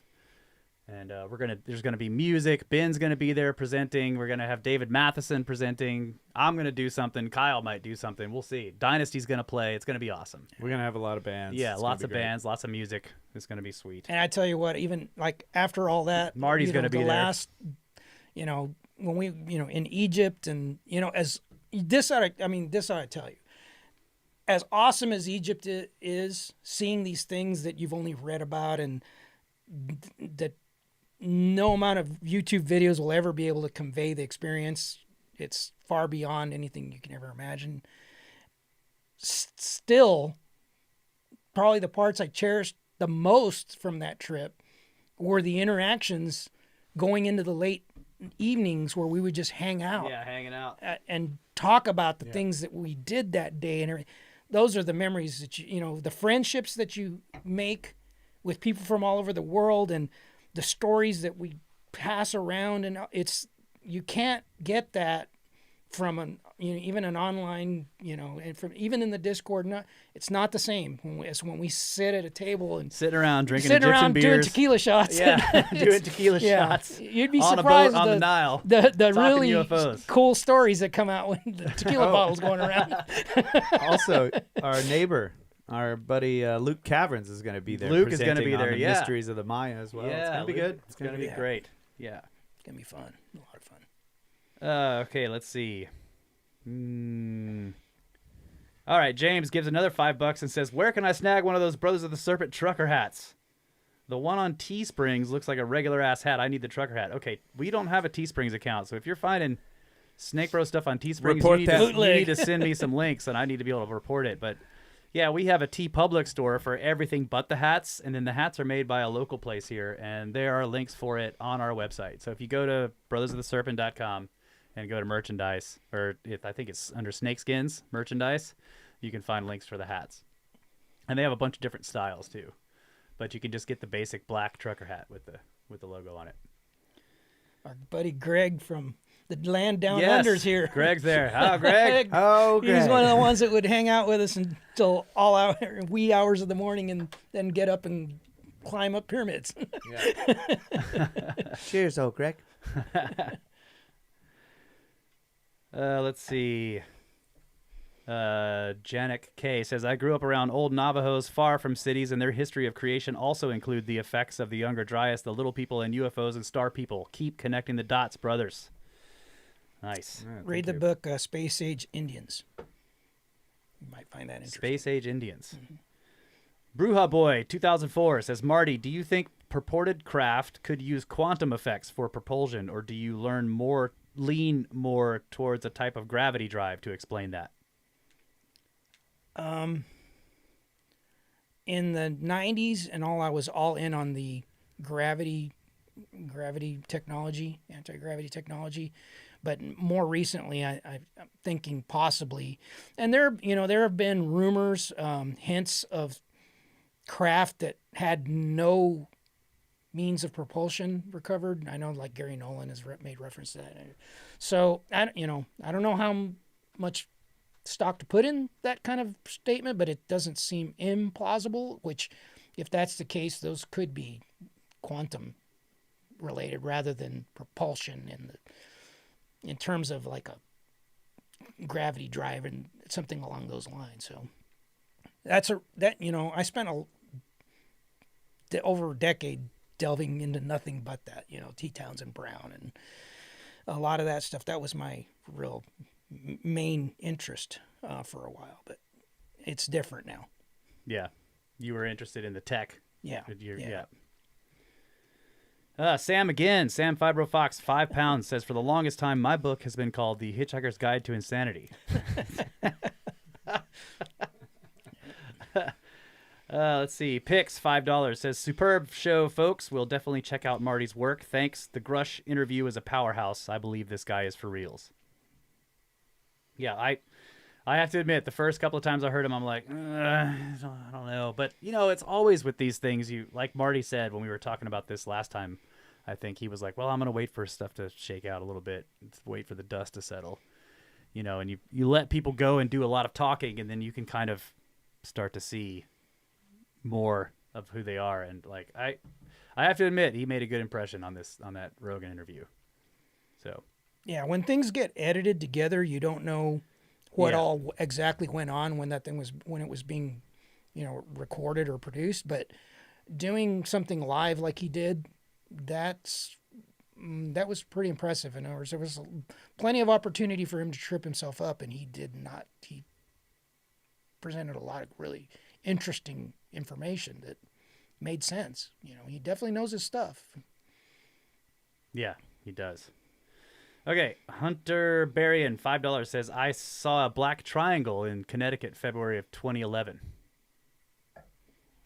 I've seen a black triangle as well. It's at least it looked like one to me.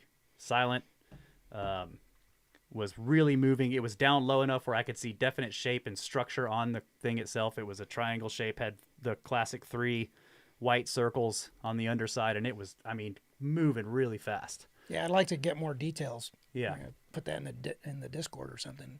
Like another one of those things But do you put think that piece away? Because there might be the small detail that's important.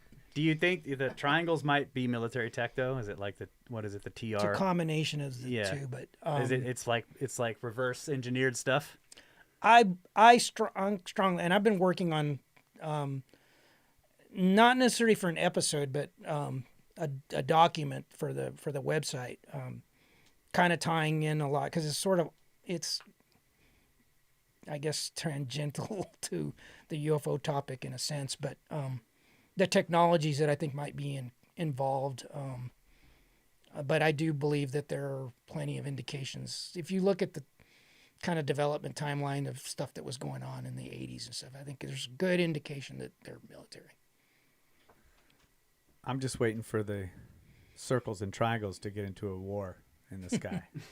That happened like in the 1700s. Like there's the one faction. It's like, no, they're saucers. And the other side is like, they're giant triangles. Yeah. And then there's another side that's like, well, they're actually big cigars. And they have a huge war. You can actually see a woodcut of the triangles fighting the saucers, and the cigars are also there. Jeff, I'm on side triangle. Jeff wants you to pronounce anomalous. Anomalous. Just wait till the Patreon. I got stuff I got to read. Good luck with that one. Picks $5 again. Ufological nihilism, 100%. The cranks are everywhere, bad as bots. Much progress in the last couple of years. Government still ain't gonna come clean, really. But so yeah, I think he's referencing what you were saying in the beginning. Got to keep an open mind. Yeah.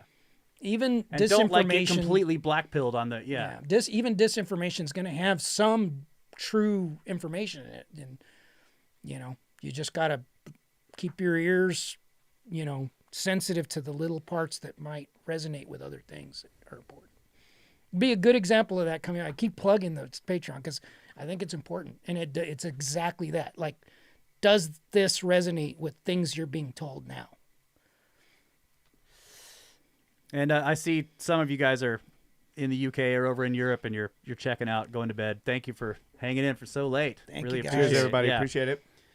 We're getting there, I think. Okay, Sam again, 5 pounds, says, I call my grandson Monkey. He's amazing, and I love him so much. All right, well, hello, Monkey. Hi. Runs with Scissors, $10, says, thanks. Thank you. Let's see. Where do we have a question? Okay, Carl again.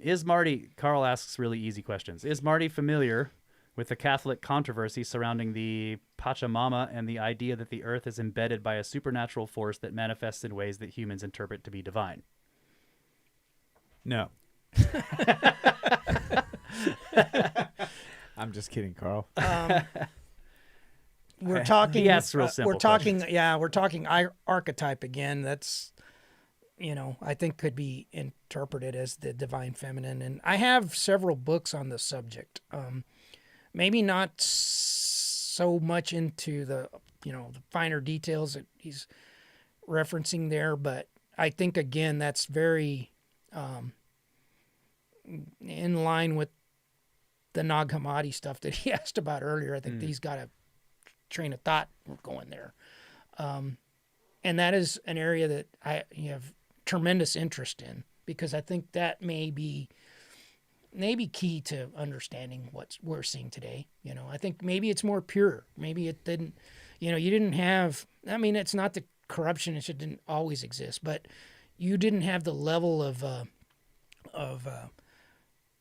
technological, manipulation and distortion, and you didn't have social media, and that's influencing the way you might interpret things. You're being subtly or not so subtly told how to think about a certain thing, and just again, like, watch. I think today was a good example. Watch. Some of you might have seen there was an article in the Daily Mail today that I You created said it to a me. lot. And that has a connection to what we're going to be talking about. I think somebody mentioned it earlier too. So notice the reactions on like Twitter X. Watch how people react to that kind of thing, and why do they make like proclamations? They just say things like, "You're supposed to take what their interpretation is as gospel." They're not giving you a reason to think what they're saying about, to conclude what they're concluding. They're just telling you that's this. It doesn't matter. I'm not even going to take a side, whether it's factual or not factual. I'm just saying, just look at who's being manipulative. And maybe you might watch and see if there's a pattern in that action. Like, do these same individuals have a tendency to tell you how to think about things? And maybe that should raise red flags for you of who are you going to trust that's giving you information. Like when you mean they just state it as fact and they don't give you any reason at all. Yes. They don't say like they may not say like I have this on good authority, or like I have reasons for thinking this myself. They just say this is how it is. Yeah. Yeah. And they're quick. Something's published or some report, and within minutes they're already attacking or. Oh yeah. Yeah.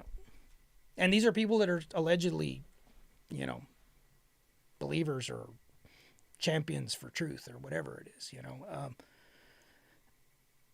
I'm suspect of their conduct. And they may have good intentions, but that doesn't mean that they're going about it the right way.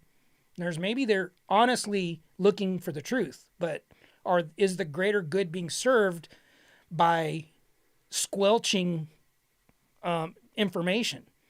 Like, again, even if something is a psyop, even if it's disinformation, well, look at it and what is it saying? And is there anything in it that might be of, value? Maybe sometimes they slip up and they'll say things. That's incredibly controversial, Marty. Disinformation has value?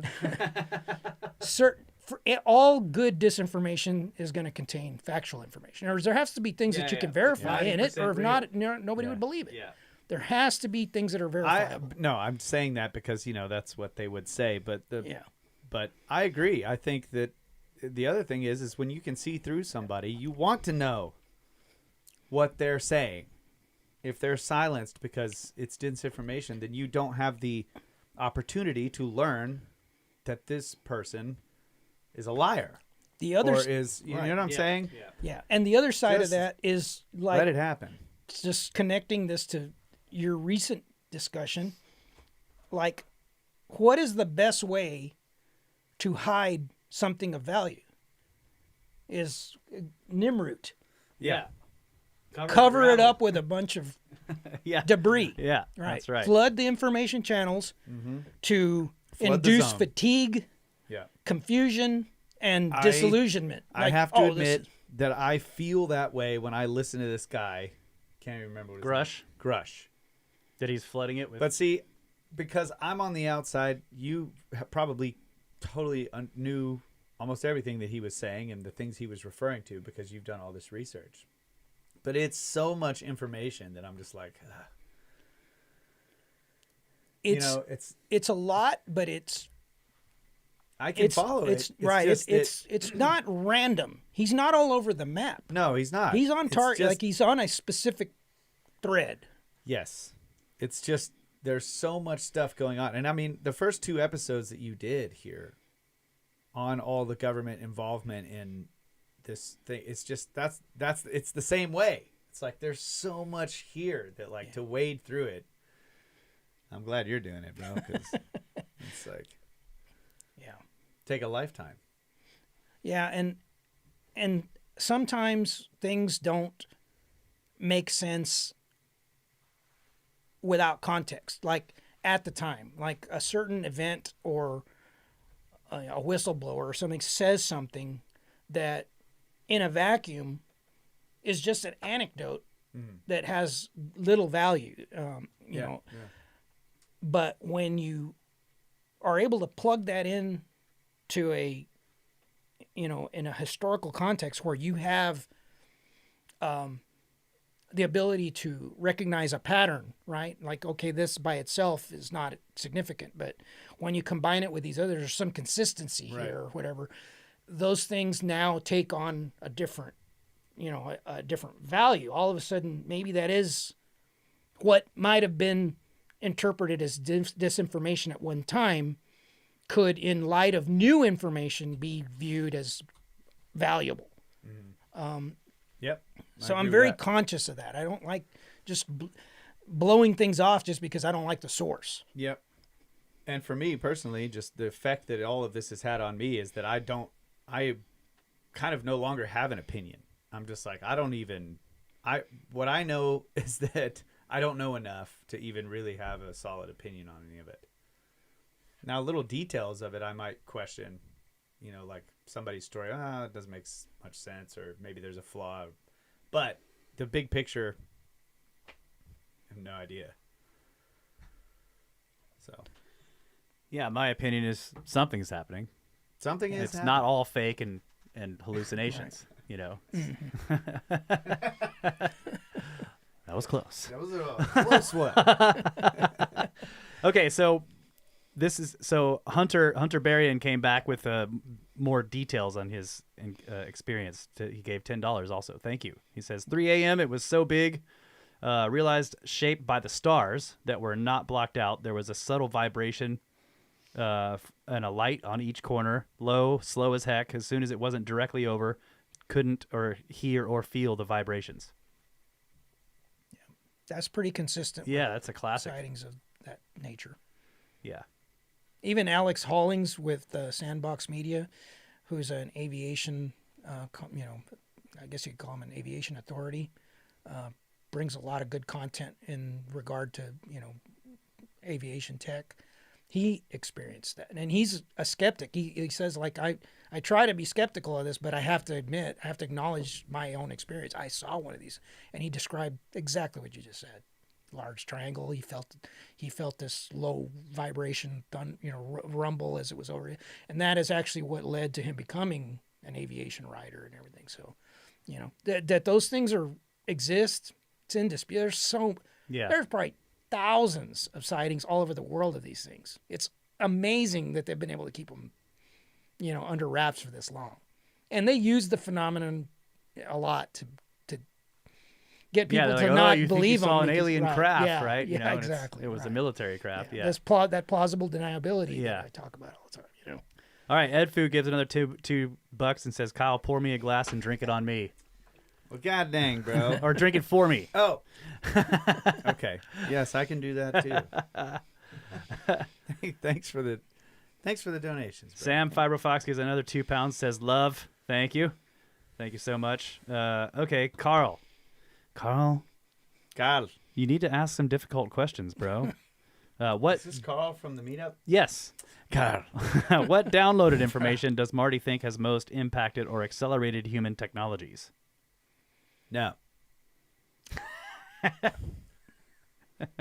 He's going to get to that later, Carl.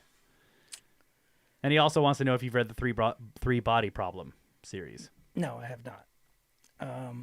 But I mean, we probably don't really know, and not a lot of of science and mathematicians divulge this information. But I would say that a lot of the mathematics that have been derived from this, even I guess you could say that Pythagoras, in a roundabout way, by saying that he was divine and developing these mathematical principles, although he did study at the Library of Alexandria, same location that Archimedes did.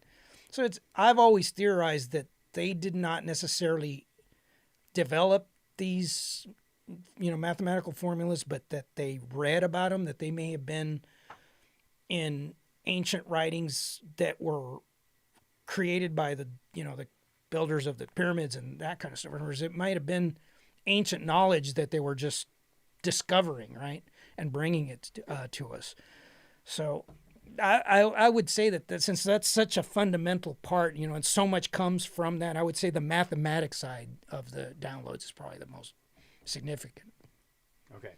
The math. Yeah. All right. Skillsaw Beachwalker. Marty, are you aware of Robert Temple's book, The New Science of Heaven? Yes, I haven't read it yet, but I'm very interested in that. He talks about huge clouds of, quote, dusty plasma at Lagrange points between the moon and Earth that may be conscious entities. The interesting part about Robert Temple, and I think this might have been glossed over in the History of Unlikely Coincidences Part 2, I think it was. It might be Part 1, but I think it was Part 2. That Robert Temple, who wrote about the Dogon, got his job and got the information from what's his name? He was one of the members of the Round Table Foundation that was getting the information from the Nine. And it's very easy to discount the information that Paharic and the Round Table Foundation were getting from the Nine, that were supposedly these beings, this council of nine that we tend to think was possibly a psyop or related to the MK Ultra stuff and everything, but The 9 unknown men. Yeah. right. But Temple, says, well, I got a lot of this from, God, I wish I could think of his name. It was boy, too many names, too much wine. Not enough. Not enough wine. Yeah. Yeah. So that Temple had this information about the Dokkan and that's what got him started in that direction is pretty interesting to me. And this book, I saw somebody, I don't remember, it was George Howard or somebody was plugging the book. I was unaware of it. And I was like, oh, I got to get that. That looks really interesting. Yeah, I've seen people talk about it too. I need to get that one also. All right, well, we need to wrap this up. Questions keep coming in, but thank you guys. Thank you guys so much, everybody in the chat. Pete Stronach donated $3 twice. Greg Mills, $20. Thank you. Thanks, bro. Gary Piat, $20. He says he'd like to see a Texas collaboration with the Expanded Perspective guys. Okay. Let's see. Yeah, that's it. And we had a bunch of other questions, but I think we're gonna wrap it up. We got there. one more from Edfu. Oh, Edfu. Spot on Pythagoras. It was his stuff was being used in Egypt before he published it. Yep, I agree with that. Yeah, I think same. I have a feeling What with about Archimedes as well. That's the guy. These? Yes. Okay. Yeah. Oh man, thank you guys so much. That was a lot of fun, guys. Yeah, this was great. Yep. And hey, Marty, again, man, your stuff is always awesome. Yes. You're a pro at this, dude. It's great to have you on. Everybody clearly loves. See, didn't even need that. You didn't. Yeah. Look, you didn't even have to open a single document. I was like, no, I can't use my laptop. So yeah, thanks chat. Thanks Snake Force. And yeah, we are going to do a Patreon episode after this. So if you're interested, you can sign up. It's only $1. Yeah, thank you everybody for taking this time out of your day to listen to me ramble. That's what they were here for. They kept saying we're here for Marty's rambling. Yeah. And we love you guys. Always have. Always will. Good night, Adamu. Get back to work. All right.